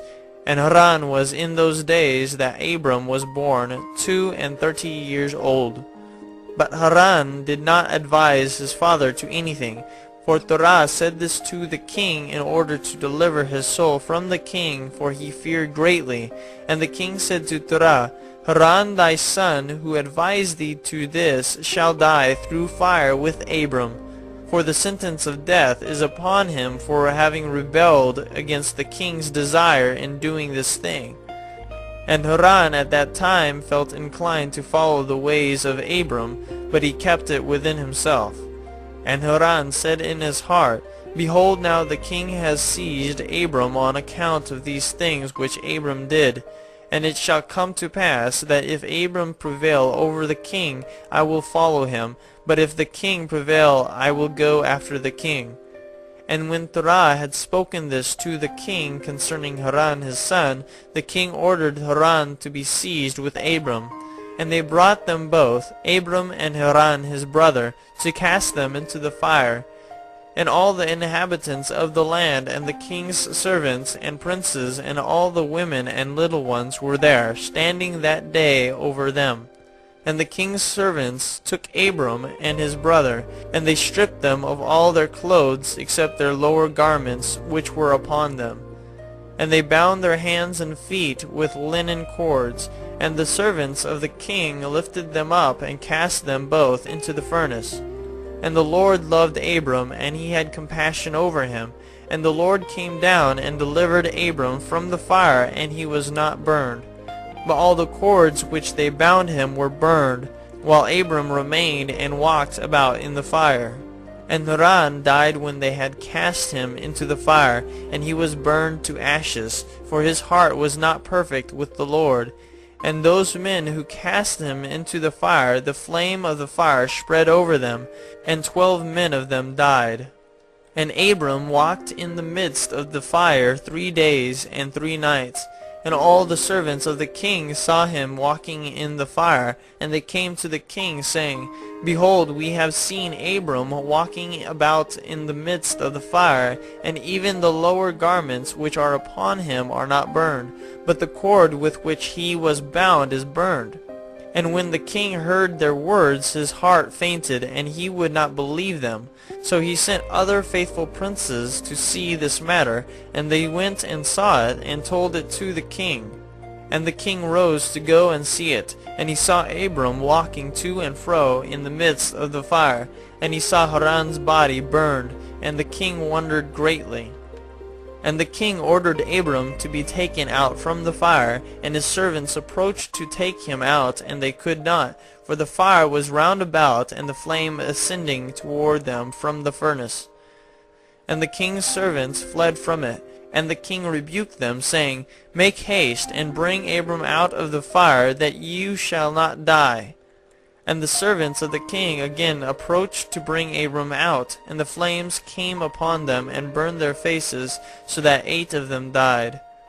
And when the king saw that his servants could not approach the fire, lest they should be burned, the king called to Abram, O servant of the God who is in heaven, go forth from amidst the fire, and come hither before me. And Abram hearkened to the voice of the king, and he went forth from the fire, and came and stood before the king. And when Abram came out, the king and all his servants saw Abram coming before the king with his lower garments upon him, for they were not burned, but the cord with which he was bound was burned. And the king said to Abram, How is it that thou wast not burned in the fire? And Abram said to the king, The God of heaven and earth, in whom I trust, and who has all in his power, has delivered me from the fire into which thou didst cast me. And Haran the brother of Abram was burned to ashes, and they sought for his body, and they found it consumed. And Haran was 82 years old when he died in the fire of Kasdim. And the king, princes, and inhabitants of the land, seeing that Abram was delivered from the fire, they came and bowed down to Abram. And Abram said to them, Do not bow down to me, but bow down to the God of the world who made you, and serve him, and go in his ways, for it is he who delivered me from out of this fire, and it is he who created the souls and spirits of all men, and formed man in his mother's womb, and brought him forth into the world, and it is he who will deliver those who trust in him from all pain. And this thing seemed very wonderful in the eyes of the king and princes, that Abram was saved from the fire, and that Haran was burned. And the king gave Abram many presents, and he gave him his 2 head servants from the king's house. The name of one was Oni, and the name of the other was Eliezer. And all the king's princes and servants gave Abram many gifts of silver and gold and pearl, and the king and his princes sent him away, and he went in peace. And Abram went forth from the king in peace, and many of the king's servants followed him, and about 300 men joined him. And Abram returned on that day, and went to his father's house, he and the men that followed him. And Abram served the Lord his God all the days of his life, and he walked in his ways, and followed his law. And from that day forward Abram inclined the hearts of the sons of men to serve the Lord. And at that time Nahor and Abram took upon themselves wives, the daughters of their brother Haran. The wife of Nahor was Milcah, and the name of Abram's wife was Sarai. And Sarai, wife of Abram, was barren. She had no offspring in those days. And at the expiration of 2 years from Abram's going out of the fire, that is the 52nd year of his life, behold, King Nimrod sat in Babel upon the throne, and the king fell asleep, and dreamed that he was standing with his troops and hosts in a valley opposite the king's furnace. And he lifted up his eyes, and saw a man in the likeness of Abram coming forth from the furnace, and that he came and stood before the king with his drawn sword, and then sprang to the king with his sword, when the king fled from the man, for he was afraid. And while he was running, the man threw an egg upon the king's head, and the egg became a great river. And the king dreamed that all his troops sank in that river and died. And the king took flight with 3 men who were before him, and he escaped. And the king looked at these men, and they were clothed in princely dresses, as the garments of kings, and had the appearance and majesty of kings. And while they were running, the river again turned to an egg before the king, and there came forth from the egg a young bird, which came before the king, and flew at his head, and plucked out the king's eye. And the king was grieved at the sight, and he awoke out of his sleep, and his spirit was agitated, and he felt a great terror. And in the morning the king rose from his couch in fear, and he ordered all the wise men and magicians to come before him, when the king related his dream to them. And a wise servant of the king, whose name was Anukai, answered the king, saying, This is nothing else but the evil of Abram and his seed, which will spring up against my lord and king in the latter days. And behold, the king will come with Abram and his seed, and the children of his household will war with my king, and they will smite all the king's hosts and his troops. And as to what thou hast said concerning 3 men, which thou didst see like unto thyself, and which did escape, this means that only thou wilt escape with 3 kings from the kings of the earth who will be with thee in battle. And that which thou sawest of the river, which turned to an egg as at first, and the young bird plucking out thine eye, this means nothing else but the seed of Abram, which will slay the king in latter days. This is my king's dream, and this is its interpretation. And the dream is true, and the interpretation which thy servant has given thee is right. Now therefore, my king, surely thou knowest that it is now 52 years since thy sages saw this at the birth of Abram. And if my king will suffer Abram to live in the earth, it will be to the injury of my lord and king. For all the days that Abram liveth, neither thou nor thy kingdom will be established. For this was known formerly at his birth. And why will not my king slay him, that his evil may be kept from thee in latter days? And Nimrod hearkened to the voice of Anukai, and he sent some of his servants in secret to go and seize Abram, and bring him before the king to suffer death. And Eliezer, Abraham's servant, whom the king had given him, was at that time in the presence of the king, and he heard what Anukai had advised the king, and what the king had said to cause Abram's death. And Eliezer said to Abram, Hasten, rise up and save thy soul, that thou mayest not die through the hands of the king. For thus did he see in a dream concerning thee, and thus did Anukai interpret it, and thus also did Anukai advise the king concerning thee. And Abram hearkened to the voice of Eliezer, and Abram hastened and ran for safety to the house of Noah and his son Shem, and he concealed himself there and found a place of safety. And the king's servants came to Abram's house to seek him, but they could not find him. And they searched throughout the country, and he was not to be found. And they went and searched in every direction, and he was not to be met with. And when the king's servants could not find Abram, they returned to the king. But the king's anger against Abram was stilled, as they could not find him. And the king drove from his mind this matter concerning Abram. And Abram was concealed in Noah's house for 1 month, until the king had forgotten this matter. But Abram was still afraid of the king, and Terah came to see Abram his son secretly in the house of Noah. And Terah was very great in the eyes of the king. And Abram said to his father, Dost thou not know that the king thinketh to slay me, and to annihilate my name from the earth by the advice of his wicked counselors? Now whom hast thou here, and what hast thou in this land? Arise, let us go together to the land of Canaan, that we may be delivered from his hand, lest thou perish also through him in the latter days. Dost thou not know, or hast thou not heard, that it is not through love that Nimrod giveth thee all his honor, but it is only for his benefit that he bestoweth all this good upon thee? And if he do unto thee greater good than this, surely these are only vanities of the world, for wealth and riches cannot avail in the day of wrath and anger. Now therefore hearken to my voice, and let us arise and go to the land of Canaan, out of the reach of injury from Nimrod, and serve thou the Lord, who created thee in the earth, and it will be well with thee, and cast away all the vain things which thou pursuest. And Abram ceased to speak, when Noah and his son Shem answered Terah, saying, True is the word which Abram hath said unto thee.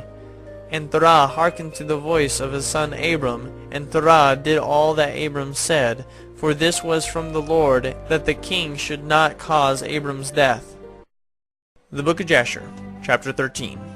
And Terah took his son Abram and his grandson Lot, the son of Haran, and Sarai his daughter-in-law, the wife of his son Abram, and all the souls of his household, and went with them from Ur-Kasdim to go to the land of Canaan.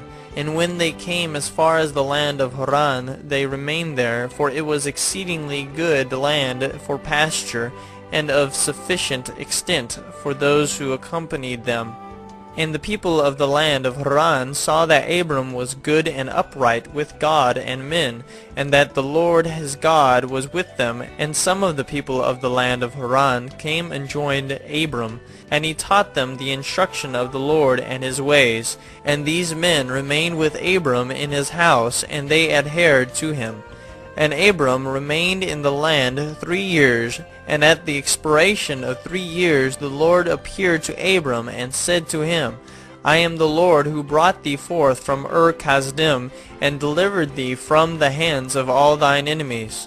And now therefore, if thou wilt hearken to my voice, and keep my commandments, my statutes, and my laws, then will I cause thy enemies to fall before thee, and I will multiply thy seed like the stars of heaven, and I will send my blessing upon all the works of thy hands, and thou shalt lack nothing. Arise now, take thy wife and all belonging to thee, and go to the land of Canaan, and remain there, and I will there be unto thee for a God, and I will bless thee.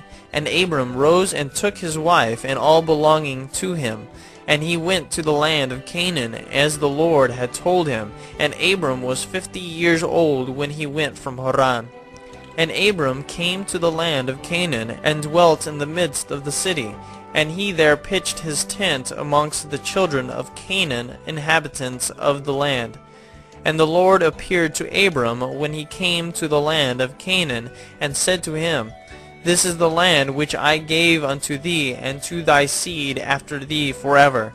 And I will make thy seed like the stars of heaven, and I will give unto thy seed for an inheritance all the lands which thou seest. And Abram built an altar in the place where God had spoken to him, and Abram there called upon the name of the Lord.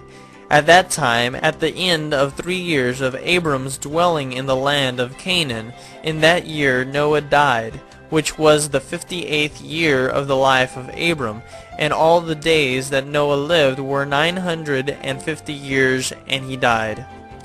And Abram dwelt in the land of Canaan, he, his wife, and all belonging to him, and all those that accompanied him, together with those that joined him from the people of the land.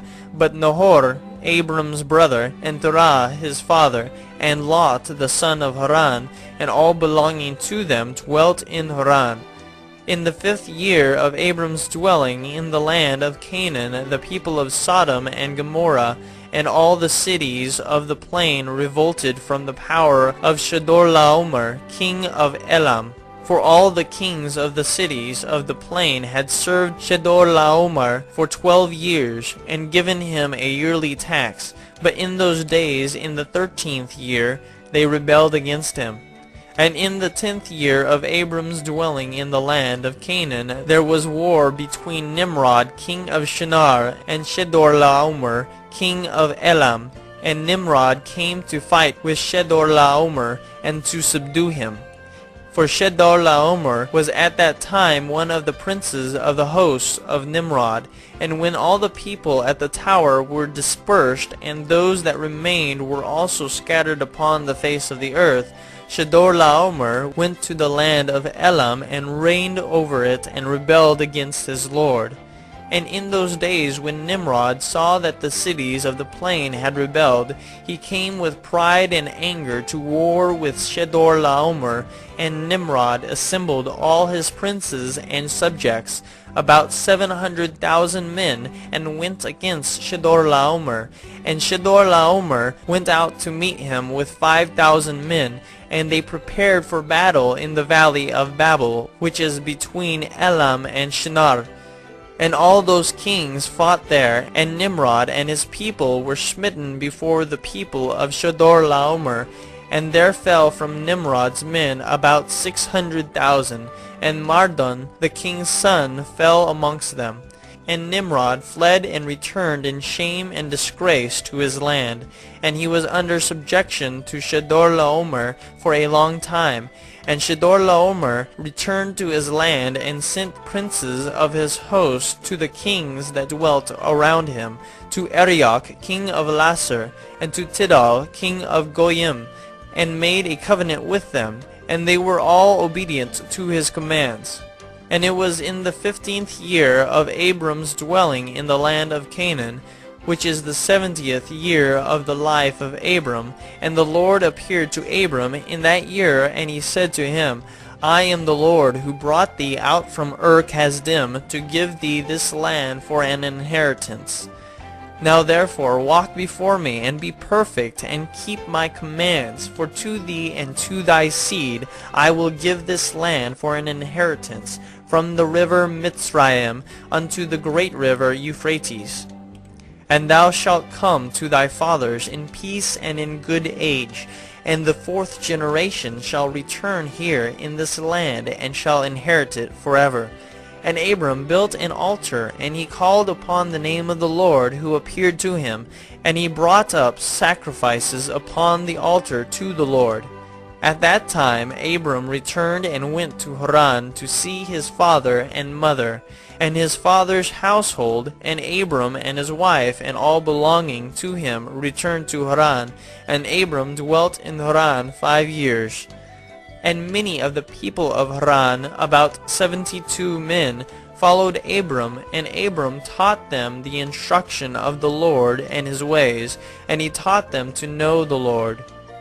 In those days the Lord appeared to Abram in Haran, and he said to him, Behold, I spoke unto thee these 20 years back, saying, Go forth from thy land, from thy birthplace, and from thy father's house, to the land which I have shown thee, to give it to thee and to thy children. For there in that land will I bless thee, and make thee a great nation, and make thy name great, and in thee shall the families of the earth be blessed. Now therefore arise, go forth from this place, thou, thy wife, and all belonging to thee, also every one born in thy house, and all the souls thou hast made in Haran, and bring them out with thee from here, and rise to return to the land of Canaan. And Abram arose and took his wife Sarai, and all belonging to him, and all that were born to him in his house, and the souls which they had made in Haran, and they came out to go to the land of Canaan. And Abram went and returned to the land of Canaan, according to the word of the Lord. And Lot the son of his brother Haran went with him. And Abram was 75 years old when he went forth from Haran to return to the land of Canaan. And he came to the land of Canaan according to the word of the Lord to Abram. And he pitched his tent, and he dwelt in the plain of Mamre. And with him was Lot his brother's son, and all belonging to him. And the Lord again appeared to Abram, and said, To thy seed will I give this land. And he there built an altar to the Lord who appeared to him, which is still to this day in the plains of Mamre. The Book of Jasher, chapter 14. In those days there was in the land of Shinar a wise man who had understanding in all wisdom, and of a beautiful appearance, but he was poor and indigent. His name was Rikayon, and he was hard set to support himself. And he resolved to go to Egypt, to Oswiris, the son of Anam, king of Egypt, to show the king his wisdom, for perhaps he might find grace in his sight, to raise him up and give him maintenance. And Rikayon did so. And when Rikayon came to Egypt, he asked the inhabitants of Egypt concerning the king, and the inhabitants of Egypt told him the custom of the king of Egypt.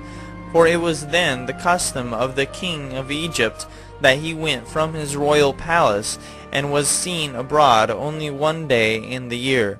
And after that the king would return to his palace to remain there. And on the day when the king went forth, he passed judgment in the land. And every one having a suit came before the king that day to obtain his request. And when Rikayon heard of the custom in Egypt, and that he could not come into the presence of the king, he grieved greatly, and was very sorrowful.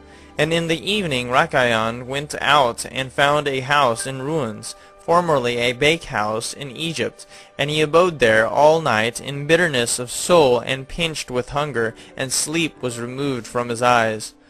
And Rikayon considered within himself what he should do in the town until the king made his appearance, and how he might maintain himself there. And he rose in the morning, and walked about, and met in his way those who sold vegetables and various sorts of seed with which they supplied the inhabitants. And Rikayon wished to do the same in order to get a maintenance in the city. But he was unacquainted with the custom of the people, and he was like a blind man among them. And he went and obtained vegetables to sell them for his support. And the rabble assembled about him, and ridiculed him, and took his vegetables from him, and left him nothing. And he rose up from there in bitterness of soul, and went sighing to the bakehouse in which he had remained all the night before, and he slept there the second night. And on that night again he reasoned within himself how he could save himself from starvation, and he devised a scheme how to act. And he rose up in the morning and acted ingeniously, and went and hired 30 strong men of the rabble, carrying their war instruments in their hands. And he led them to the top of the Egyptian sepulchre, and he placed them there. And he commanded them, saying, Thus saith the king, Strengthen yourselves, and be valiant men, and let no man be buried here until 200 pieces of silver be given, and then he may be buried. And those men did according to the order of Rikayon to the people of Egypt the whole of that year. And in 8 months' time Rikayon and his men gathered great riches of silver and gold. And Rikayon took a great quantity of horses and other animals, and he hired more men, and he gave them horses, and they remained with him. And when the year came round, at the time the king went forth into the town, all the inhabitants of Egypt assembled together to speak of him concerning the work of Rikayon and his men. And the king went forth on the appointed day, and all the Egyptians came before him, and cried unto him, saying, May the king live forever. What is this thing thou doest in the town to thy servants, not to suffer a dead body to be buried until so much silver and gold be given?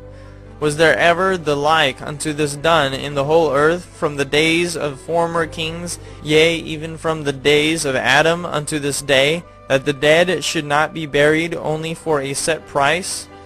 We know it to be the custom of kings to take a yearly tax from the living, but thou dost not only do this, but from the dead also thou exactest a tax day by day. Now, O king, we can no longer bear this, for the whole city is ruined on this account, and dost thou not know it? And when the king heard all that they had spoken, he was very wroth, and his anger burned within him at this affair, for he had known nothing of it. And the king said, Who and where is he that dares to do this wicked thing in my land without my command? Surely you will tell me. And they told him all the works of Rikayon and his men, and the king's anger was aroused, and he ordered Rikayon and his men to be brought before him. And Rikayon took about 1,000 children, sons and daughters, and clothed them in silk and embroidery, and he set them upon horses, and sent them to the king by means of his men. And he also took a great quantity of silver and gold and precious stones, and a strong and beautiful horse as a present for the king, with which he came before the king, and bowed down to the earth before him. And the king, his servants, and all the inhabitants of Egypt wondered at the work of Rikayon, and they saw his riches and the present that he had brought to the king. And it greatly pleased the king, and he wondered at it. And when Rikayon sat before him, the king asked him concerning all his works. And Rikayon spoke all his words wisely before the king, his servants, and all the inhabitants of Egypt. And when the king heard the words of Rikayon and his wisdom, Rikayon found grace in his sight, and he met with grace and kindness from all the servants of the king and from all the inhabitants of Egypt, on account of his wisdom and excellent speeches. And from that time they loved him exceedingly. And the king answered and said to Rikayon, Thy name shall no more be called Rikayon, but Pharaoh shall be thy name, since thou didst exact a tax from the dead. And he called his name Pharaoh. And the king and his subjects loved Rikayon for his wisdom, and they consulted with all the inhabitants of Egypt to make him prefect under the king. And all the inhabitants of Egypt and its wise men did so, and it was made a law in Egypt. And they made Rikayon Pharaoh perfect under Osiris king of Egypt. And Rikayon Pharaoh governed over Egypt, daily administering justice to the whole city. But Osiris the king would judge the people of the land one day in the year, when he went out to make his appearance. And Rikayon Pharaoh cunningly usurped the government of Egypt, and he exacted a tax from all the inhabitants of Egypt. And all the inhabitants of Egypt greatly loved Rikayon Pharaoh, and they made a decree to call every king that should reign over them and their seed in Egypt Pharaoh. Therefore all the kings that reigned in Egypt from that time forward were called Pharaoh unto this day. The book of Jasher, chapter 15. And in that year there was a heavy famine throughout the land of Canaan, and the inhabitants of the land could not remain on account of the famine, for it was very grievous. And Abram and all belonging to him rose and went down to Egypt on account of the famine. And when they were at the brook Mitzrayim, they remained there some time to rest from the fatigue of the road. And Abram and Sarai were walking at the border of the brook Mitzrayim, and Abram beheld his wife Sarai, that she was very beautiful. And Abram said to his wife Sarai, Since God has created thee with such a beauty countenance, I am afraid of the Egyptians, lest they should slay me and take thee away, for the fear of God is not in these places. Surely when thou shalt do this, say thou art my sister to all that may ask thee, in order that it may be well with me, and that we may live and not be put to death. And Abram commanded the same to all those that came with him to Egypt on account of the famine. Also his nephew Lot he commanded, saying, If the Egyptians ask thee concerning Sarai, say she is the sister of Abram. And yet with all these orders Abram did not put confidence in them, but he took Sarai and placed her in a chest and concealed it amongst their vessels. For Abram was greatly concerned about Sarai on account of the wickedness of the Egyptians.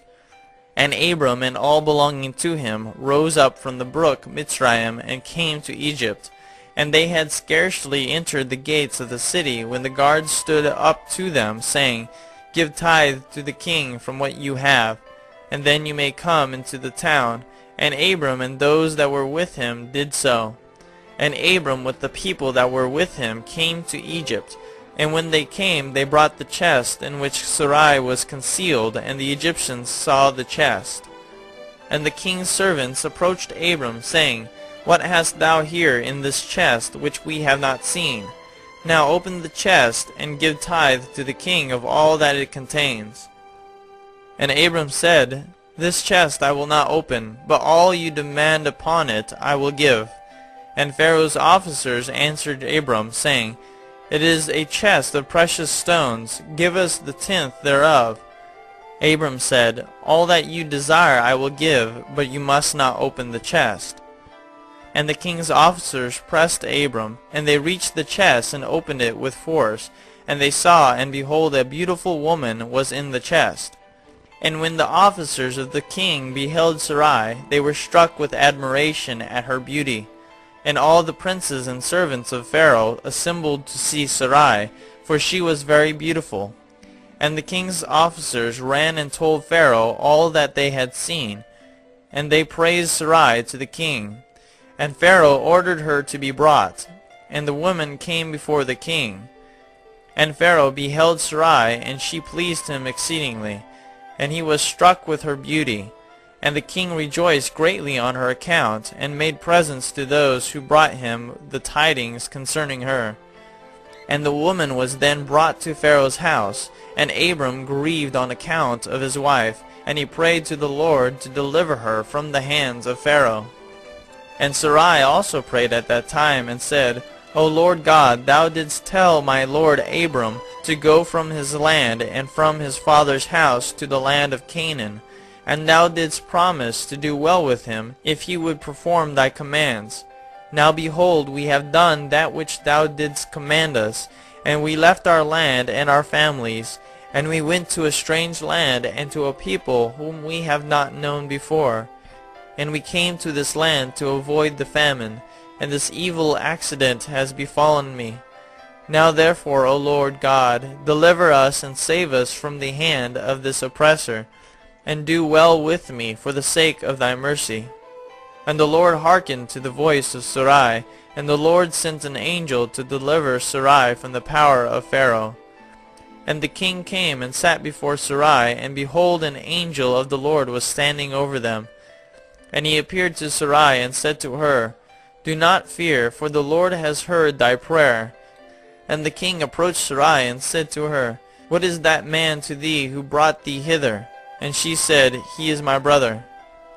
And the king said, It is incumbent upon us to make him great, to elevate him, and to do unto him all the good which thou shalt command us.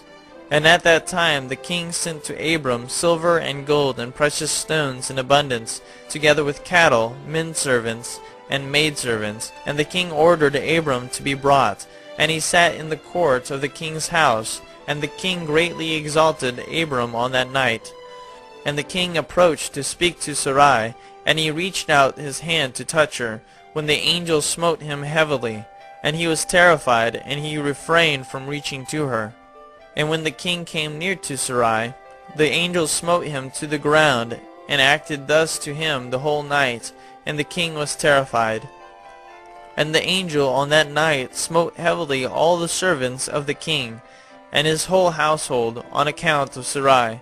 And there was a great lamentation that night amongst the people of Pharaoh's house. And Pharaoh, seeing the evil that befell him, said, Surely on account of this woman has this thing happened to me.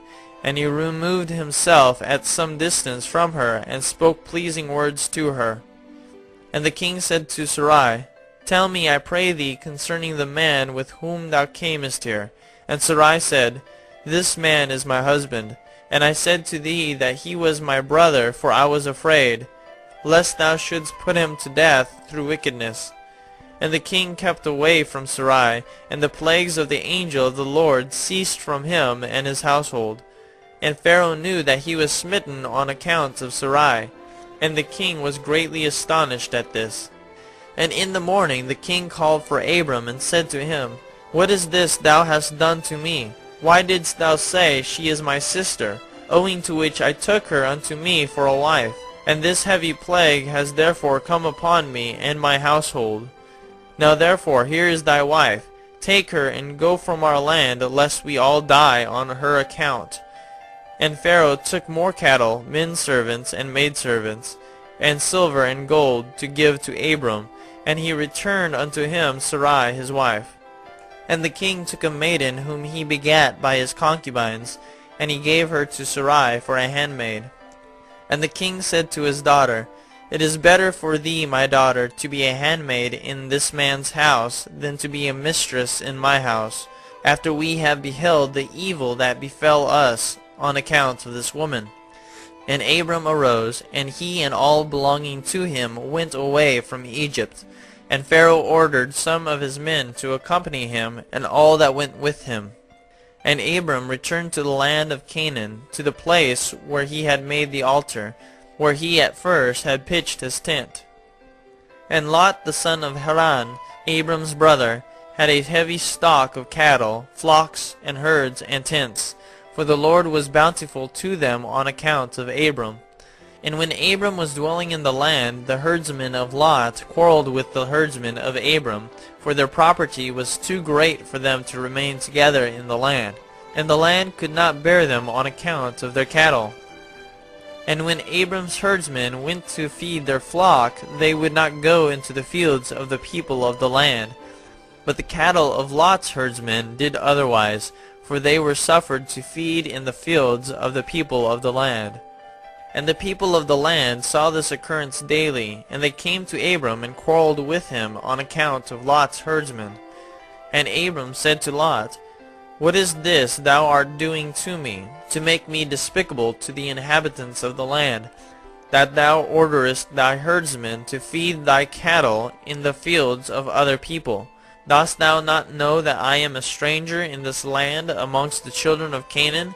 And why wilt thou do this unto me?" And Abram quarreled daily with Lot on account of this. But Lot would not listen to Abram, and he continued to do the same, and the inhabitants of the land came and told Abram. And Abram said unto Lot, "How long wilt thou be to me for a stumbling block with the inhabitants of the land? Now I beseech thee, let there be no more quarreling between us, for we are kinsmen. But I pray thee, separate from me. Go and choose a place where thou mayest dwell with thy cattle and all belonging to thee. But keep thyself at a distance from me, thou and thy household. And be not afraid in going from me. For if anyone do an injury to thee, let me know, and I will avenge thy cause from him. Only remove from me." And Abram had spoken all these words to Lot. Then Lot arose and lifted up his eyes toward the plain of Jordan. And he saw that the whole of this place was well watered, and good for men, as well as affording pasture for the cattle. And Lot went from Abram to that place, and he there pitched his tent, and he dwelt in Sodom, and they were separated from each other. And Abram dwelt in the plain of Mamre, which is in Hebron, and he pitched his tent there, and Abram remained in that place many years. The Book of Jasher, chapter 16. At that time Chedorlaomer, king of Elam, sent to all the neighboring kings, to Nimrod, king of Shinar, who was then under his power, and to Tidal, king of Goyim, and to Arioch, king of Elasar, with whom he had made a covenant, saying, "Come up to me and assist me, that we may smite all the towns of Sodom and its inhabitants, for they have rebelled against me these 13 years. And these 4 kings went up with all their camps, about 800,000 men, and they went as they were, and smote every man they found in their road. And the 5 kings of Sodom and Gomorrah, Shinab king of Admah, Shemeber king of Zeboim, Bera king of Sodom, Bersha king of Gomorrah, and Bela king of Zoar, went out to meet them, and they all joined together in the valley of Siddim. And these 9 kings made war in the valley of Siddim, and the kings of Sodom and Gomorrah were smitten before the kings of Elam. And the valley of Siddim was full of lime pits, and the kings of Elam pursued the kings of Sodom, and the kings of Sodom with their camps fled and fell into the lime pits, and all that remained went into the mountain for safety. And the 5 kings of Elam came after them, and pursued them to the gates of Sodom. And they took all that there was in Sodom. And they plundered all the cities of Sodom and Gomorrah. And they also took Lot, Abram's brother's son, and his property. And they seized all the goods of the cities of Sodom. And they went away. And Eunuch, Abram's servant, who was in the battle, saw this, and told Abram all that the kings had done to the cities of Sodom, and that Lot was taken captive by them. And Abram heard this, and he rose up with about 318 men that were with him. And he that night pursued these kings, and smote them, and they all fell before Abram and his men. And there was none remaining but the 4 kings who fled, and they went each his own road. And Abram recovered all the property of Sodom, and he also recovered Lot and his property, his wives and little ones, and all belonging to him, so that Lot lacked nothing. And when he returned from smiting these kings, he and his men passed the valley of Siddim, where the kings had made war together. And Bera, king of Sodom, and the rest of his men that were with him, went out from the lime pits into which they had fallen to meet Abram and his men. And Adonizedek, king of Jerusalem, the same was Shem, went out with his men to meet Abram and his people with bread and wine, and they remained together in the valley of Melech.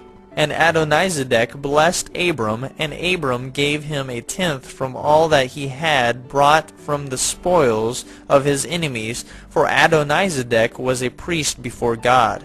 And all the kings of Sodom and Gomorrah who were there with their servants approached Abram and begged of him to return them their servants whom he had made captive, and to take unto himself all the property. And Abram answered the kings of Sodom, saying, As the Lord liveth, who created heaven and earth, and who redeemed my soul from all affliction, and who delivered me this day from my enemies, and gave them into my hand, I will not take anything belonging to you, that you may not boast tomorrow, saying, Abram became rich from our property that he saved. For the Lord my God, in whom I trust, said unto me, Thou shalt lack nothing, for I will bless thee in all the works of thy hands. And now therefore, behold, here is all belonging to you. Take it and go. As the Lord liveth, I will not take from you from a living soul down to a shoe tie or thread, excepting the expense of the food of those who went out with me to battle, as also the portions of the men who went with me, Anar, Ashcol, and Mamre. They and all their men, as well as those also who had remained to watch the baggage, they shall take their portion of the spoil. And the kings of Sodom gave Abram according to all that he had said, and they pressed him to take of whatever he chose, but he would not. And he sent away the kings of Sodom and the remainder of their men, and he gave them orders about Lot, and they went to their respective places. And Lot, his brother's son, he also sent away with his property, and he went with them. And Lot returned to his home to Sodom, and Abram and his people returned to their home to the plains of Mamre, which is in Hebron. At that time the Lord again appeared to Abram in Hebron, and he said to him, Do not fear, thy reward is very great before me, for I will not leave thee, until I shall have multiplied thee, and blessed thee, and made thy seed like the stars in heaven, which cannot be measured nor numbered. And I will give unto thy seed all these lands that thou seest with thine eyes. To them will I give thee for an inheritance forever. Only be strong and do not fear. Walk before me and be perfect. And in the 78th year of the life of Abram, in that year died Reu the son of Peleg. And all the days of Reu were 239 years, and he died. And Sarai, the daughter of Haran, Abram's wife, was still barren in those days. She did not bear to Abram either son or daughter. And when she saw that she bare no children, she took her handmaid Hagar, whom Pharaoh had given her, and she gave her to Abram her husband for a wife. For Hagar learned all the ways of Sarai, as Sarai taught her. She was not in any way deficient in following her good ways. And Sarai said to Abram, Behold, here is my handmaid Hagar. Go to her, that she may bring forth upon my knees, that I may also obtain children through her. And at the end of 10 years of Abram's dwelling in the land of Canaan, which is the 85th year of Abram's life, Sarai gave Hagar unto him. And Abram hearkened to the voice of his wife Sarai, and he took his handmaid Hagar, and Abram came to her, and she conceived. And when Hagar saw that she had conceived, she rejoiced greatly, and her mistress was despised in her eyes. And she said within herself, This can only be that I am better before God than Sarai my mistress. For all the days that my mistress had been with the Lord, she did not conceive. But me the Lord has caused in so short a time to conceive by him. And when Sarai saw that Hagar had conceived by Abram, Sarai was jealous of her handmaid. And Sarai said within herself, This is surely nothing else but that she must be better than I am. And Sarai said unto Abram, My wrong be upon thee, for at the time when thou didst pray before the Lord for children, why didst thou not pray on my account, that the Lord should give me seed from thee? And when I speak to Hagar in thy presence, she despiseth my words, because she has conceived, and thou wilt say nothing to her. May the Lord judge between me and thee for what thou hast done to me. And Abram said to Sarai, Behold, thy handmaid is in thy hand. Do unto her as it may seem good in thy eyes. And Sarai afflicted her, and Hagar fled from her to the wilderness. And an angel of the Lord found her in the place where she had fled, by a well. And he said to her, Do not fear, for I will multiply thy seed, for thou shalt bear a son, and thou shalt call his name Ishmael. Now then, return to Sarai thy mistress, and submit thyself under her hands. And Hagar called the place of that well Bir-lahai-roi. It is between Kadesh and the wilderness of Bered. And Hagar at that time returned to her master's house, and at the end of days Hagar bare a son to Abram, and Abram called his name Ishmael. And Abram was 86 years old when he begat him. The book of Jasher, chapter 17. And in those days, in the 91st year of the life of Abram, the children of Shittim made war with the children of Tubal. For when the Lord had scattered the sons of men upon the face of the earth, the children of Shittim went and embodied themselves in the plains of Canopia. And they built themselves cities there, and dwelt by the river Tibreu. And the children of Tubal dwelt in Tuscana, and their boundaries reached the river Tibreu. And the children of Tubal built a city in Tuscanan, and they called the name Sabina, after the name of Sabina son of Tubal their father, and they dwelt there unto this day. And it was at that time the children of Shittim made war with the children of Tubal. And the children of Tubal were smitten before the children of Shittim, and the children of Shittim caused 370 men to fall from the children of Tubal. And at that time the children of Tubal swore to the children of Shittim, saying, You shall not intermarry amongst us, and no man shall give his daughter to any of the sons of Shittim. For all the daughters of Tubal were in those days fair, for no women were then found in the whole earth so fair as the daughters of Tubal. And all who delighted in the beauty of women went to the daughters of Tubal, and took wives from them. And the sons of men, kings and princes, who greatly delighted in the beauty of women, took wives in those days from the daughters of Tubal.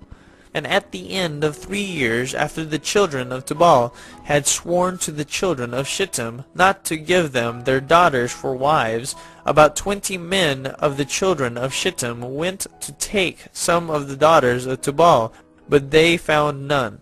For the children of Tubal kept their oaths not to intermarry with them, and they would not break their oaths. And in the days of harvest the children of Tubal went into their fields to get in their harvest, when the young men of Shittim assembled and went to the city of Sabina, and each man took a young woman from the daughters of Tubal, and they came to their cities. And the children of Tubal heard of it, and they went to make war with them, and they could not prevail over them, for the mountain was exceedingly high from them. And when they saw they could not prevail over them, they returned to their land. And at the revolution of the year, the children of Tubal went and hired about 10,000 men from those cities that were near them, and they went to war with the children of Shittim. And the children of Tubal went to war with the children of Shittim to destroy their land and to distress them. And in this engagement the children of Tubal prevailed over the children of Shittim. And the children of Shittim, seeing that they were greatly distressed, lifted up the children which they had had by the daughters of Tubal upon the wall which had been built to be before the eyes of the children of Tubal. And the children of Shittim said to them, Have you come to make war with your own sons and daughters, and have we not been considered your flesh and bones from that time till now? And when the children of Tubal heard this, they ceased to make war with the children of Shittim, and they went away. And they returned to their cities, and the children of Shittim at that time assembled and built 2 cities by the sea, and they called one Purtu, and the other Ariza. And Abram the son of Terah was then 99 years old. At that time the Lord appeared to him, and he said to him, I will make my covenant between me and thee, and I will greatly multiply thy seed. And this is the covenant which I make between me and thee, that every male child be circumcised, thou and thy seed after thee.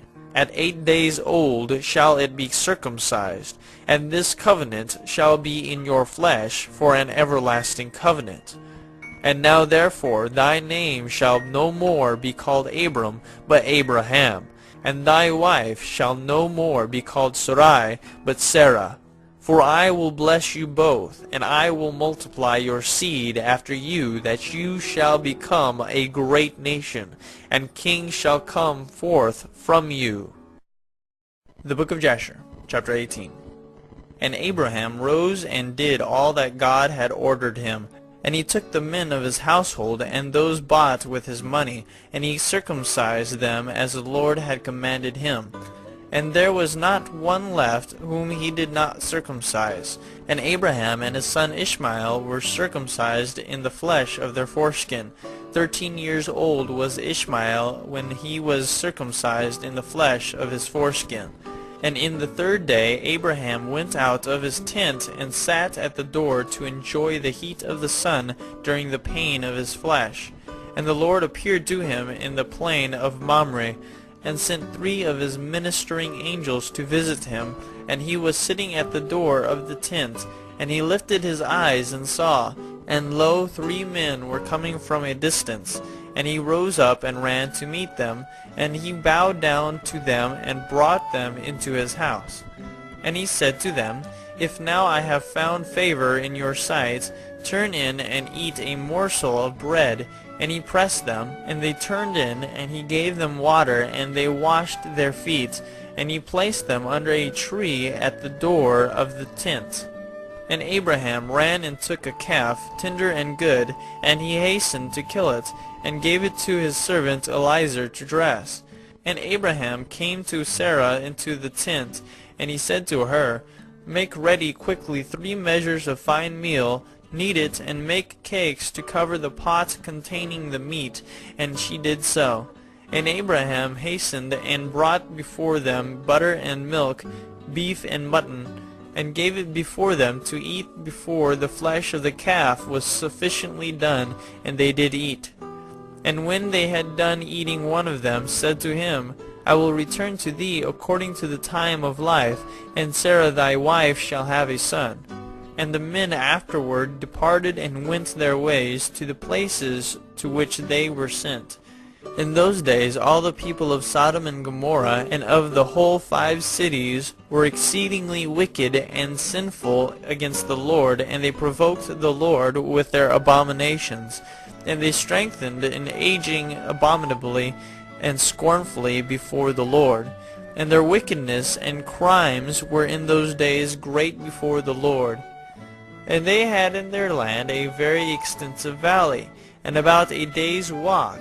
And in it there were fountains of water, and a great deal of herbage surrounding the water. And all the people of Sodom and Gomorrah went there 4 times in the year, with their wives and children and all belonging to them, and they rejoiced there with timbrels and dances. And in the time of rejoicing they would all rise and lay hold of their neighbors' wives, and some the virgin daughters of their neighbors, and they enjoyed them, and each man saw his wife and daughter in the hands of his neighbor, and did not say a word.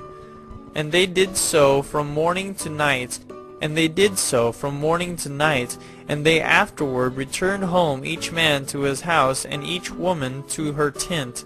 So they always did 4 times in the year. Also, when a stranger came into their cities and brought goods which he had purchased with a view to dispose of there, the people of these cities would assemble, men, women, and children, young and old, and go to the man and take his goods by force, giving a little to each man, until there was an end to all the goods of the owner which he had brought into the land. And if the owner of the goods quarreled with them, saying, What is this work which you have done to me? Then they would approach to him one by one, and each would show him the little which he took, and taunt him, saying, I only took that little which thou didst give me. And when he heard this from them all, he would arise and go from them in sorrow and bitterness of soul, when they would all arise and go after him, and drive him out of the city with great noise and tumult. And there was a man from the country of Elam, who was leisurely going on the road, seated upon his ass, which carried a fine mantle of divers colors, and the mantle was bound with a cord upon the ass. And the man was on his journey, passing through the street of Sodom when the sun set in the evening. And he remained there in order to abide during the night, but no one would let him into his house. And at that time there was in Sodom a wicked and mischievous man, one skillful to do evil, and his name was Hadad. And he lifted up his eyes and saw the traveler in the streets of the city. And he came to him and said, Whence comest thou, and whither dost thou go? And the man said to him, I am traveling from Hebron to Elam, where I belong. And as I passed, the sun set, and no one would suffer me to enter his house, though I had bread and water, and also straw and provender for my ass, and am short of nothing. And Hadad answered and said to him, All that thou shalt want shall be supplied by me, but in the street thou shalt not abide all night. And Hadad brought him to his house, and he took off the mantle from the ass with the cord, and brought them to his house, and he gave the ass straw and provender, whilst the traveler ate and drank in Hadad's house, and he abode there that night. And in the morning the traveler rose up early to continue his journey, when Hadad said to him, Wait, comfort thy heart with a morsel of bread, and then go. And the man did so, and he remained with him. And they both ate and drank together during the day, when the man rose up to go. And Hadad said to him, Behold, now the day is declining. Thou hadst better remain all night, that thy heart may be comforted. And he pressed him so that he tarried there all night. And on the second day he rose up early to go away, when Hadad pressed him, saying, Comfort thy heart with a morsel of bread, and then go. And he remained and ate with him also the second day. And then the man rose up to continue his journey. And Hadad said to him, Behold, now the day is declining. Remain with me to comfort thy heart, and in the morning rise up early and go thy way. And the man would not remain, but rose and saddled his ass. And whilst he was saddling his ass, the wife of Hadad said to her husband, Behold, this man has remained with us for 2 days, eating and drinking, and he has given us nothing. And now shall he go away from us without giving anything? And Hadad said to her, Be silent. And the man saddled his ass to go, and he asked Hadad to give him the cord and mantle to tie it upon the ass. And Hadad said to him, What sayest thou? And he said to him, That thou, my lord, shalt give me the cord and the mantle made with divers colors, which thou didst conceal with thee in thy house, to take care of it.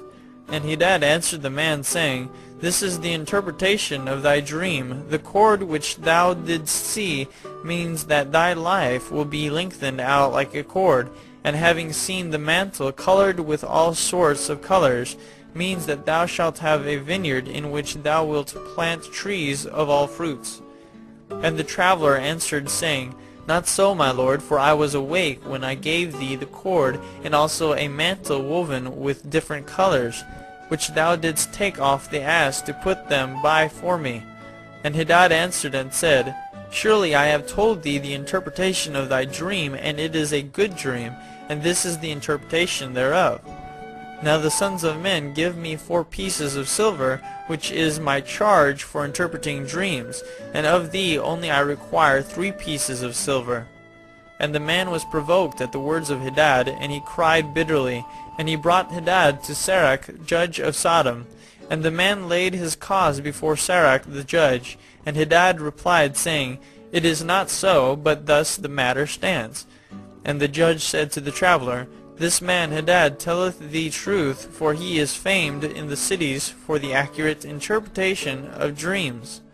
And the man cried at the word of the judge, and he said, Not so, my lord, for it was in the day that I gave him the cord and mantle which was upon the ass, in order to put them by in his house. And they both disputed before the judge, the one saying, Thus the matter was, and the other declaring otherwise. And Hadad said to the man, Give me 4 pieces of silver, that I charge for my interpretations of dreams. I will not make any allowance, and give me the expense of the 4 meals that thou didst eat in my house. And the man said to Hadad, Truly I will pay thee for what I ate in thy house. Only give me the cord and mantle which thou didst conceal in thy house. And Hadad replied before the judge and said to the man, Did I not tell thee the interpretation of thy dream? The cord means that thy days shall be prolonged like a cord, and a mantle that thou wilt have a vineyard in which thou wilt plant all kinds of fruit trees. This is the interpretation of thy dream. Now give me the 4 pieces of silver that I require as a compensation, for I will make thee no allowance. And the man cried at the words of Hadad, and they both quarreled before the judge, and the judge gave orders to his servants, who drove them rashly from the house. And they went away quarreling from the judge, when the people of Sodom heard them. And they gathered about them, and they exclaimed against the stranger, and they drove him rashly from the city. And the man continued his journey upon his ass with bitterness of soul, lamenting and weeping. And whilst he was going away, he wept at what had happened to him in the corrupt city of Sodom. The book of Jasher, chapter 19. And the cities of Sodom had 4 judges to 4 cities, and these were their names: Sirach in the city of Sodom, Sharkad in Gomorrah, Zabdak in Admah, and Menon in Zeboim. And Eliezer, Abraham's servant, applied to them different names, and he converted Sirach to Shakra, Sharkad to Shakrura, Zebnak to Kazubim, and Menon to Matzlodin. And by desire of their 4 judges, the people of Sodom and Gomorrah had beds erected in the streets of the cities. And if a man came to these places, they laid hold of him, and brought him to one of their beds, and by force made him to lie in them. And as he lay down, 3 men would stand at his head, and 3 at his feet, and measure him by the length of the bed. And if the man was less than the bed, these 6 men would stretch him at each end. And when he cried out to them, they would not answer him. And if he was longer than the bed, they would draw together the 2 sides of the bed at each end, until the man had reached the gates of death. And if he continued to cry out to them, they would answer him, saying, Thus shall it be done to a man that cometh unto our land. And when men heard all these things that the people of the cities of Sodom did, they refrained from coming there. And when a poor man came to their land, they would give him silver and gold, and cause a proclamation in the whole city not to give him a morsel of bread to eat. And if the stranger should remain there some days, and die from hunger, not having been able to obtain a morsel of bread, then at his death all the people of the city would come and take their silver and gold which they had given to him. And those that could recognize the silver or gold which they had given him took it back. And at his death they also stripped him of his garments, and they would fight about them, and he that prevailed over his neighbor took them. They would after that carry him and bury him under some of the shrubs in the deserts. So they did all the days to anyone that came to them, and died in their land. And in the course of time Sarah sent Eliezer to Sodom to see Lot and inquire after his welfare. And Eliezer went to Sodom, and he met a man of Sodom fighting with a stranger. And the man of Sodom stripped the poor man of all his clothes, and went away. And this poor man cried to Eliezer, and supplicated his favor on account of what the man of Sodom had done to him. And he said to him, Why dost thou act thus to the poor man who came to thy land? And the man of Sodom answered Eliezer, saying, Is this man thy brother, or have the people of Sodom made thee a judge this day, that thou speakest about this man? And Eliezer strove with the man of Sodom on account of the poor man. And when Eliezer approached to recover the poor man's clothes from the man of Sodom, he hastened, and with a stone smote Eliezer in the forehead. And the blood flowed copiously from Eliezer forehead. And when the man saw the blood, he caught hold of Eliezer, saying, Give me my hire for having rid thee of this bad blood that was in thy forehead, for such is the custom and the law in our land. And Eliezer said to him, Thou hast wounded me, and requirest me to pay thee thy hire. And Eliezer would not hearken to the words of the man of Sodom. And the man laid hold of Eliezer, and brought him to Shachra, the judge of Sodom, for judgment. And the man spoke to the judge, saying, I beseech thee, my lord, thus has this man done. For I smote him with a stone, that the blood flowed from his forehead, and he is unwilling to give me my hire. And the judge said to Eliezer, This man speaketh truth to thee. Give him his hire, for this is the custom in our land. And Eliezer heard the words of the judge, and he lifted up a stone, and smote the judge. And the stone struck on his forehead, and the blood flowed copiously from the forehead of the judge. And Eliezer said, If this then is the custom in your land, give thou unto this man what I should have given him, for this has been thy decision, thou didst decree it. And Eliezer left the man of Sodom with the judge, and he went away. And when the kings of Elam had made war with the kings of Sodom, the kings of Elam captured all the property of Sodom, and they took Lot captive with his property. And when it was told to Abraham, he went and made war with the kings of Elam. And he recovered from their hands all the property of Lot, as well as the property of Sodom. At that time the wife of Lot bare him a daughter, and he called her name Paltith, saying, Because God had delivered him and his whole household from the kings of Elam. And Paltith, daughter of Lot, grew up, and one of the men of Sodom took her for a wife. And a poor man came into the city to seek a maintenance, and he remained in the city some days. And all the people of Sodom caused a proclamation of their custom not to give this man a morsel of bread to eat, until he dropped dead upon the earth, and they did so. And Paltith, the daughter of Lot, saw this man lying in the streets, starved with hunger, and no one would give him anything to keep him alive, and he was just upon the point of death. And her soul was filled with pity on account of the man, and she fed him secretly with bread for many days, and the soul of this man was revived.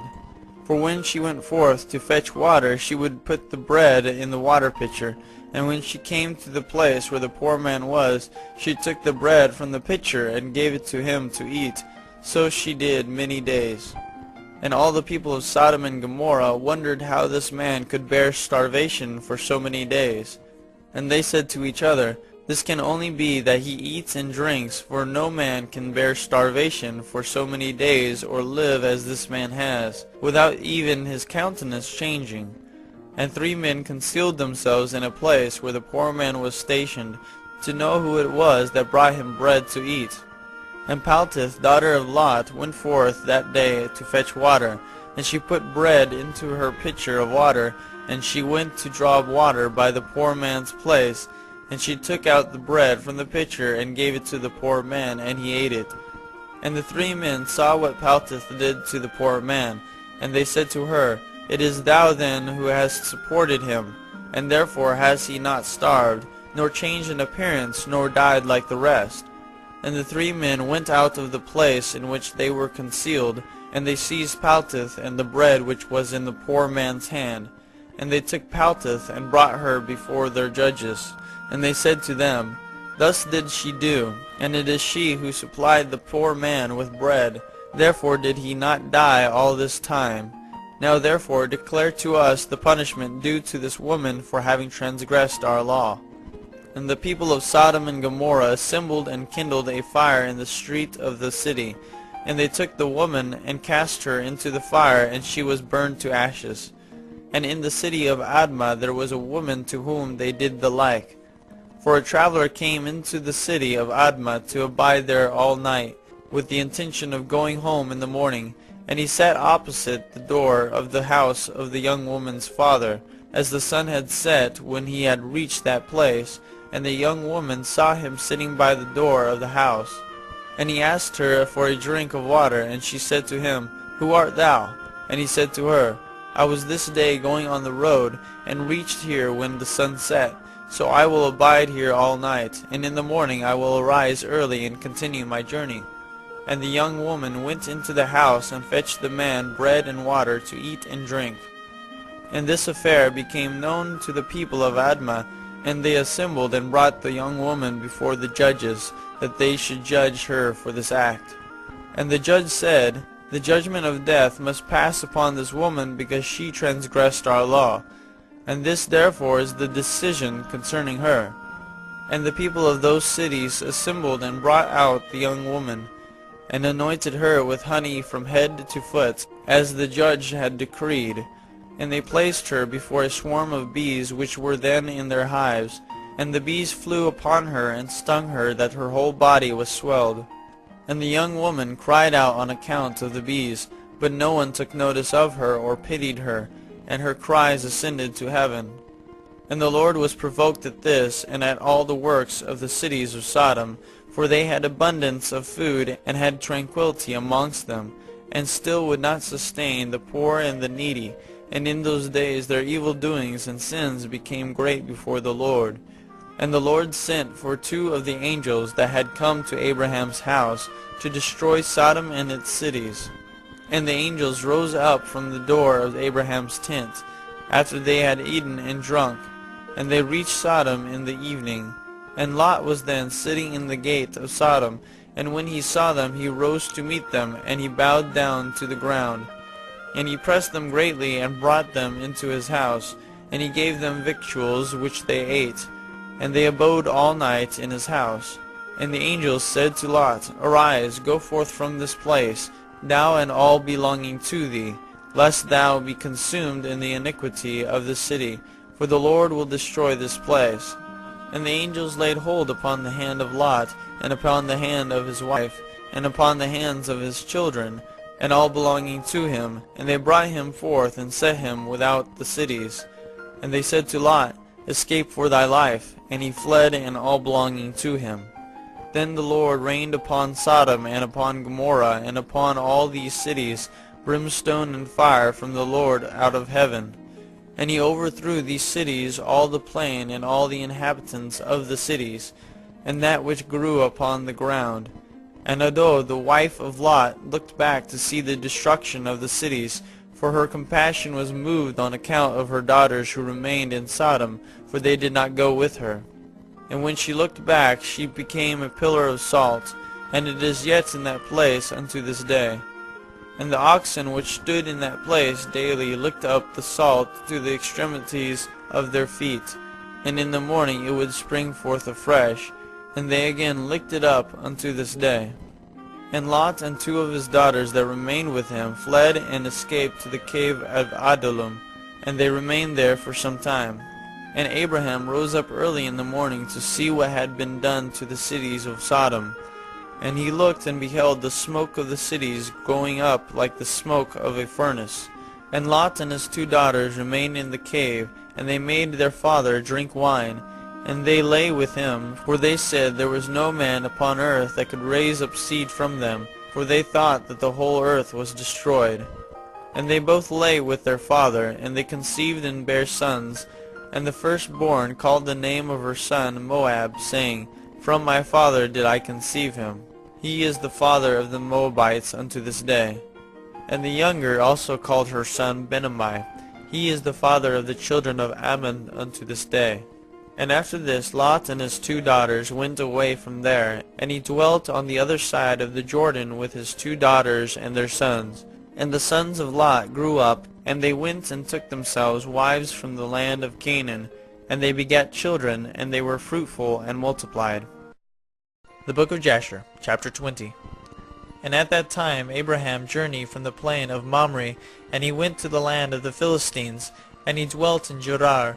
It was in the 25th year of Abraham's being in the land of Canaan, in the 100th year of the life of Abraham, that he came to Gerar in the land of the Philistines.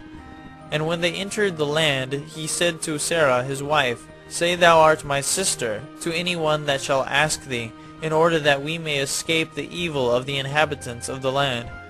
And as Abraham was dwelling in the land of the Philistines, the servants of Abimelech, king of the Philistines, saw that Sarah was exceedingly beautiful, and they asked Abraham concerning her, and he said, She is my sister. And the servants of Abimelech went to Abimelech, saying, A man from the land of Canaan is come to dwell in the land, and he has a sister that is exceedingly fair. And Abimelech heard the words of his servants who praised Sarah to him. And Abimelech sent his officers, and they brought Sarah to the king.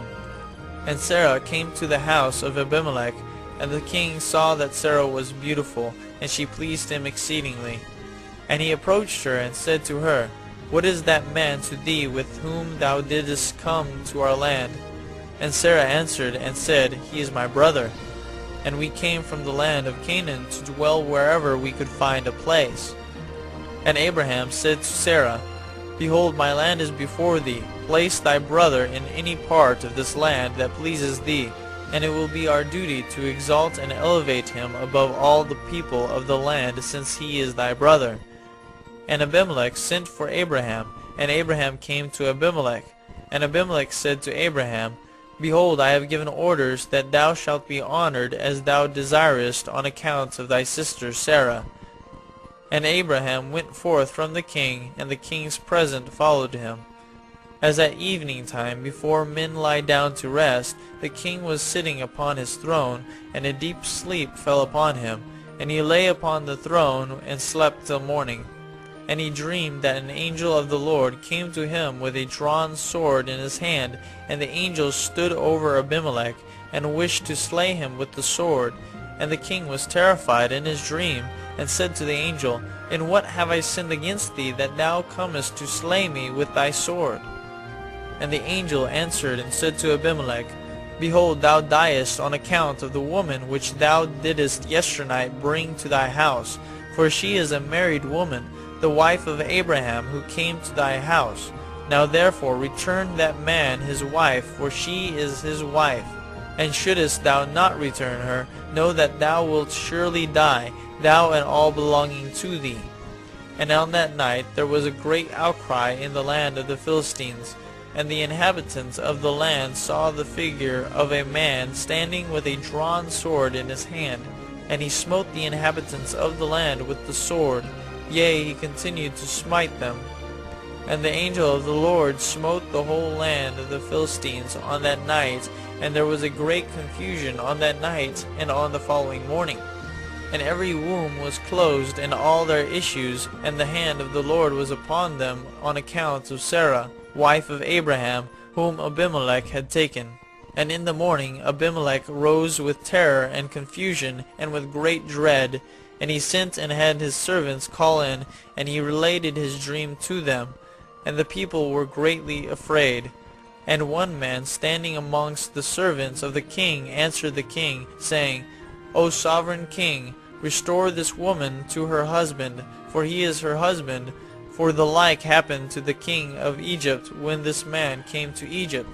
And he said concerning his wife, She is my sister, for such is the manner of doing when he cometh to dwell in the land in which he is a stranger.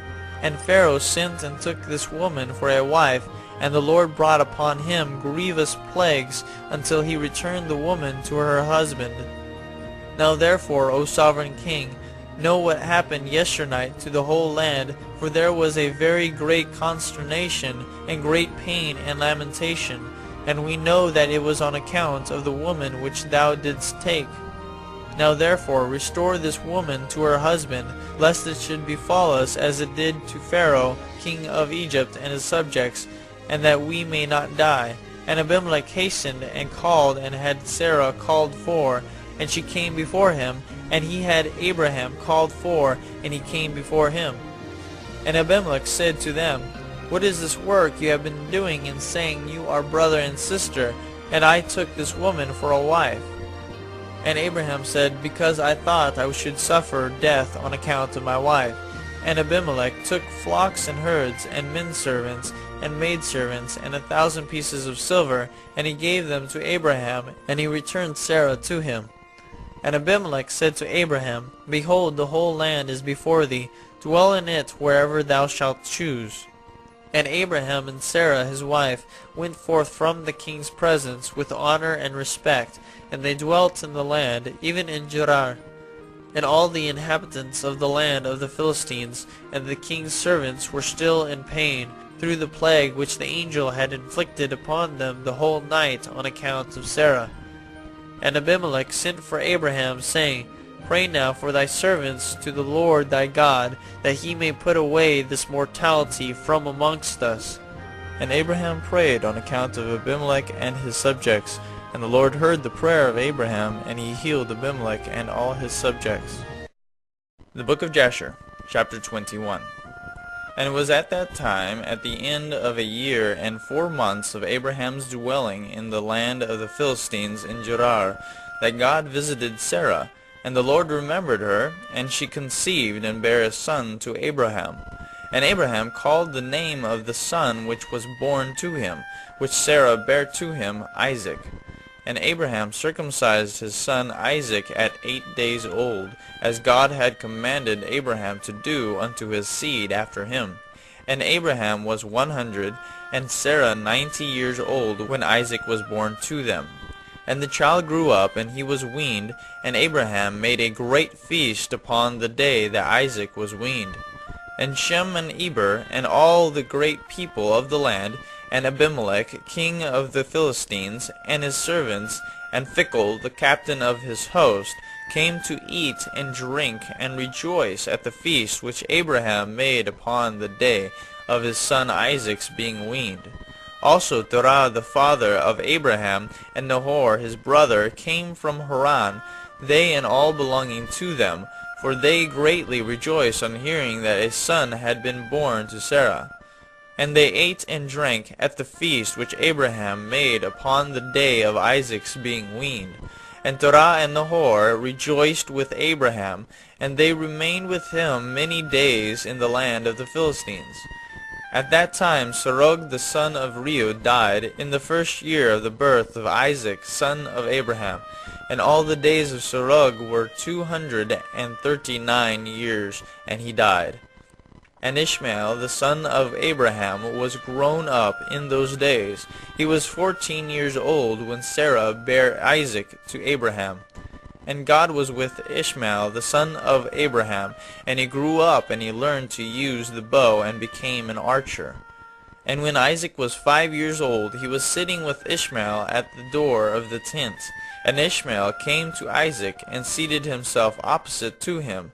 And he took the bow, and drew it, and put the arrow in it, and intended to slay Isaac. And Sarah saw the act which Ishmael desired to do to her son Isaac, and it grieved her exceedingly on account of her son. And she sent for Abraham, and said to him, Cast out this bondwoman and her son, for her son shall not be heir with my son. For thus did he seek to do unto him this day. And Abraham hearkened to the voice of Sarah, and he rose up early in the morning, and he took 12 loaves and a bottle of water, which he gave to Hagar, and sent her away with her son. And Hagar went with her son into the wilderness, and they dwelt in the wilderness of Paran with the inhabitants of the wilderness. And Ishmael was an archer, and he dwelt in the wilderness a long time. And he and his mother afterward went to the land of Egypt, and they dwelt there. And Hagar took a wife for her son from Egypt, and her name was Meribah.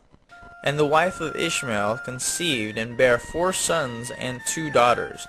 And Ishmael and his mother and his wife and children afterward went and returned to the wilderness.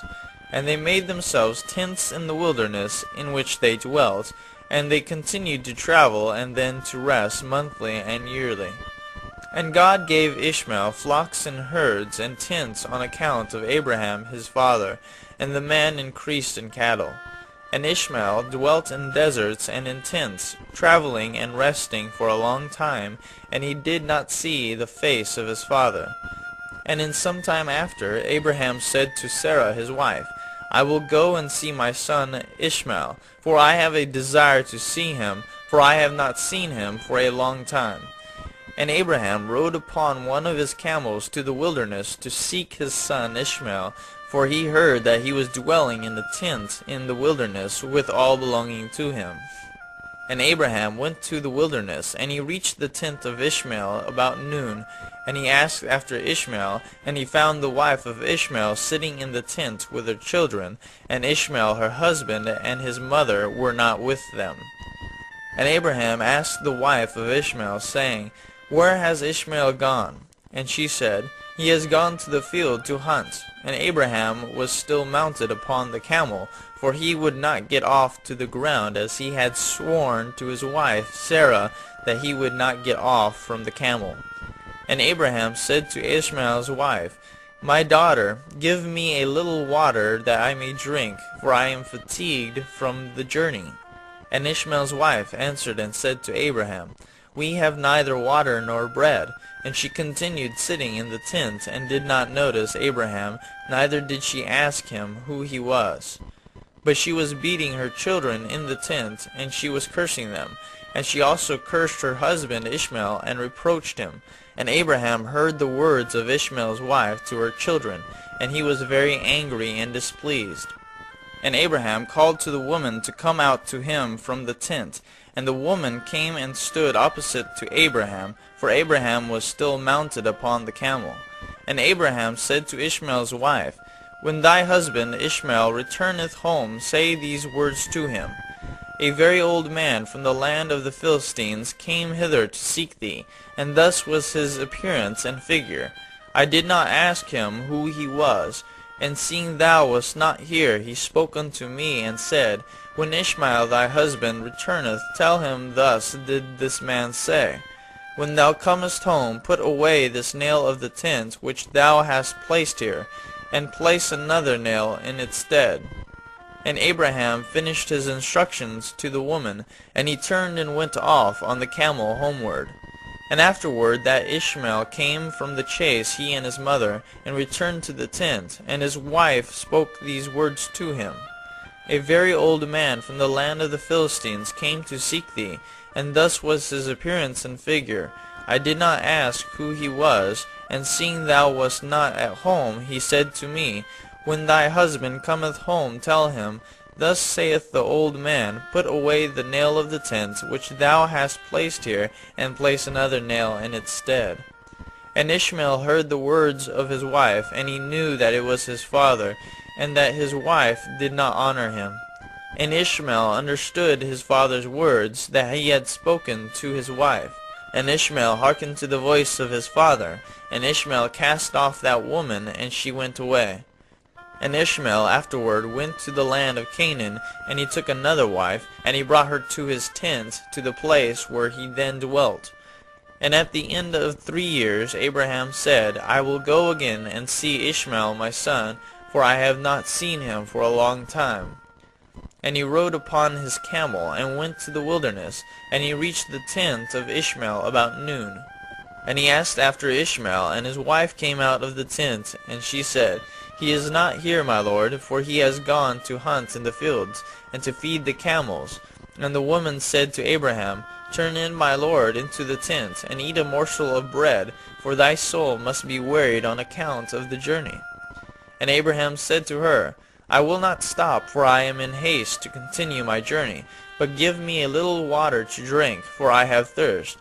And the woman hastened, and ran into the tent, and she brought out water and bread to Abraham, which she placed before him, and she urged him to eat. And he ate and drank, and his heart was comforted, and he blessed his son Ishmael. And he finished his meal, and he blessed the Lord, and he said to Ishmael's wife, When Ishmael cometh home, say these words to him, A very old man from the land of the Philistines came hither and asked after thee, and thou wast not here. And I brought him out bread and water, and he ate and drank, and his heart was comforted. And he spoke these words to me, When Ishmael thy husband cometh home, say unto him, The nail of the tent which thou hast is very good, do not put it away from the tent. And Abraham finished commanding the woman, and he rode off to his home to the land of the Philistines.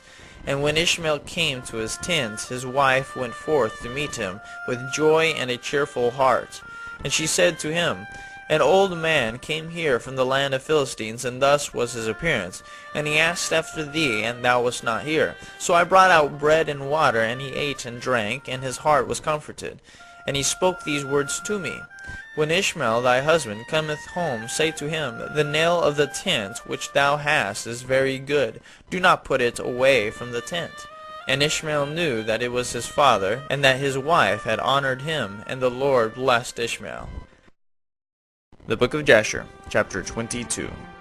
And Ishmael then rose up and took his wife and his children and his cattle and all belonging to him, and he journeyed from there, and he went to his father in the land of the Philistines.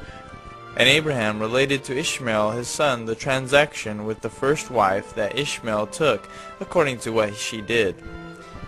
And Ishmael and his children dwelt with Abraham many days in that land, and Abraham dwelt in the land of the Philistines a long time. And the days increased, and reached 26 years. And after that Abraham with his servants and all belonging to him went from the land of the Philistines, and removed to a great distance, and they came near to Hebron, and they remained there. And the servants of Abraham dug wells of water, and Abraham and all belonging to him dwelt by the water. And the servants of Abimelech, king of the Philistines, heard the report that Abraham's servants had dug wells of water in the borders of the land. And they came and quarreled with the servants of Abraham, and they robbed them of the great well which they had dug. And Abimelech, king of the Philistines, heard of this affair, and he with Phicol, the captain of his host, and 20 of his men came to Abraham. And Abimelech spoke to Abraham concerning his servants.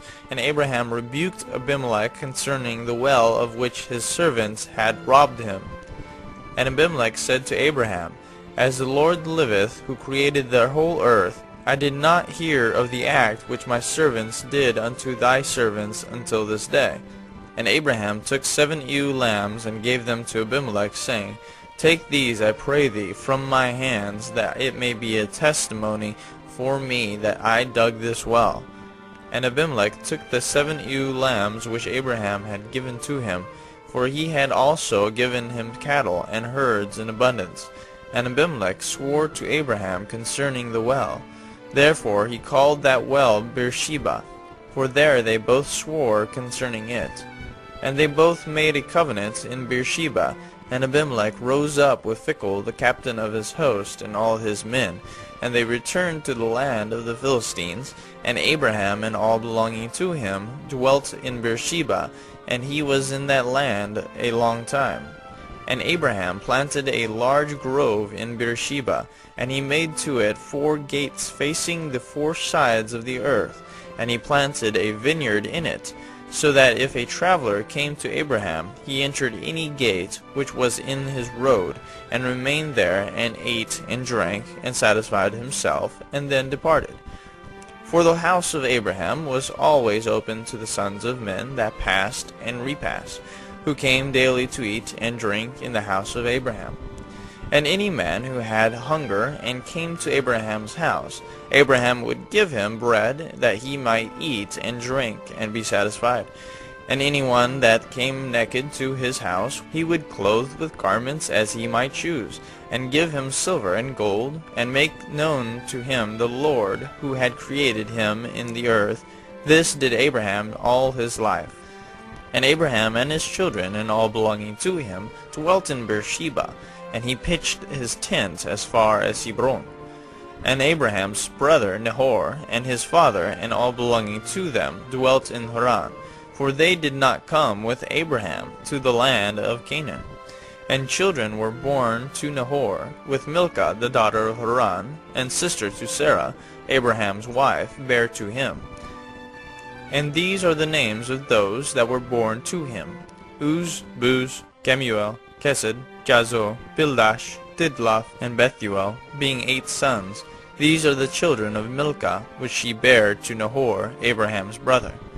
And Nahor had a concubine, and her name was Reumah. And she also bare to Nahor Zebach, Gachash, Takash, and Maacah, being 4 sons. And the children that were born to Nahor were 12 sons, besides his daughters, and they also had children born to them in Haran. And the children of Uz, the firstborn of Nahor, were Abi, Sharaf, Gadin, Melas, and Deborah their sister. And the sons of Buz were Barakel, Naamath, Shiva, and Medono. The sons of Kemuel were Aram and Rekob. The sons of Kesed were Anamlech, Mishai, Benon, and Yiphi. And the sons of Chazo were Pildash, Mekai, and Ophir. And the sons of Pildash were Arud, Chamom, Mered, and Moloch. And the sons of Tidlaf were Mashon, Cushan, and Mutsai. And the children of Bethuel were Sekar, Laban, and their sister Rebekah. These are the families of the children of Nahor, that were born to them in Haran. And Aram the son of Kemuel, and Rechab his brother, went away from Haran, and they found a valley in the land by the river Euphrates. And they built a city there, and they called the name of the city after the name of Bethor the son of Aram, that is Aram Naharaim, unto this day. And the children of Kesed also went to dwell where they could find a place. And they went and they found a valley opposite to the land of Shinar, and they dwelt there. And they built themselves a city, and they called the name at the city Kesed, after the name of their father. That is the land Kasdim unto this day. And the Kasdim dwelt in that land, and they were fruitful, and multiplied exceedingly. And Terah, father of Nahor and Abraham, went and took another wife in his old age, and her name was Pelilah. And she conceived and bare him a son, and he called his name Zobah. And Terah lived 25 years after he begat Zobah. And Terah died in that year, that is the 35th year of the birth of Isaac son of Abraham. And the days of Terah were 205 years, and he was buried in Haran. And Zobah the son of Terah lived 30 years, and he begat Aram, Aklis, and Merek. And Aram son of Zobah son of Terah had 3 wives, and he begat 12 sons and 3 daughters.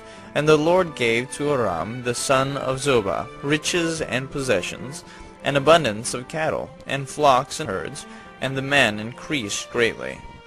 And Aram the son of Zobah and his brother and all his household journeyed from Haran, and they went to dwell where they should find a place, for their property was too great to remain in Haran. For they could not stop in Haran together with their brethren, the children of Nahor. And Aram the son of Zobah went to his brethren, and they found a valley at a distance toward the eastern country, and they dwelt there. And they also built a city there, and they called the name thereof Aram, after the name of their eldest brother, that is Aram Zobah to this day. And Isaac the son of Abraham was growing up in those days, and Abraham his father taught him the way of the Lord, to know the Lord, and the Lord was with him. And when Isaac was 37 years old, Ishmael his brother was going about with him in the tent. And Ishmael boasted of himself to Isaac, saying, I was 13 years old when the Lord spoke to my father to circumcise us. And I did according to the word of the Lord which he spoke to my father. And I gave my soul unto the Lord, and I did not transgress his word which he commanded my father. And Isaac answered Ishmael, saying, Why dost thou boast to me about this, about a little bit of thy flesh, which thou didst take from thy body, concerning which the Lord commanded thee? As the Lord liveth, the God of my father Abraham, if the Lord should say unto my father, Take now thy son Isaac, and bring him up an offering before me, I would not refrain, but I would joyfully accede to it. And the Lord heard the word that Isaac spoke to Ishmael, and it seemed good in the sight of the Lord, and he thought to try Abraham in this matter. And the day arrived when the sons of God came and placed themselves before the Lord, and Satan also came with the sons of God before the Lord. And the Lord said unto Satan, Whence comest thou? And Satan answered the Lord, and said, From going to and fro in the earth, and from walking up and down in it. And the Lord said to Satan, What is thy word to me concerning all the children of the earth? And Satan answered the Lord, and said, I have seen all the children of the earth who serve thee, and remember thee, when they require anything from thee. And when thou givest them the thing which they require from thee, they sit at their ease, and forsake thee, and they remember thee no more. Hast thou seen Abraham the son of Terah, who at first had no children? And he served thee, and erected altars to thee wherever he came, and he brought up offerings upon them, and he proclaimed thy name continually to all the children of the earth. And now that his son Isaac is born to him, he has forsaken thee. He has made a great feast for all the inhabitants of the land, and the Lord he has forgotten. For amidst all that he has done, he brought thee no offering, neither burnt offering, nor peace offering, neither ox, lamb, nor goat, of all that he killed on the day that his son was weaned, even from the time of his son's birth till now, being 37 years, he built no altar before thee, nor brought any offering to thee. For he saw that thou didst give what he requested before thee, and he therefore forsook thee. And the Lord said to Satan, Hast thou thus considered my servant Abraham? For there is none like him upon earth, a perfect and an upright man before me, one that feareth God, and avoideth evil. As I live, were I say unto him, Bring up Isaac thy son before me, he would not withhold him from me. Much more if I told him to bring up a burnt offering before me from his flock or herds. And Satan answered the Lord and said, Speak then now unto Abraham as thou hast said, and thou wilt see whether he will not this day transgress and cast aside thy words.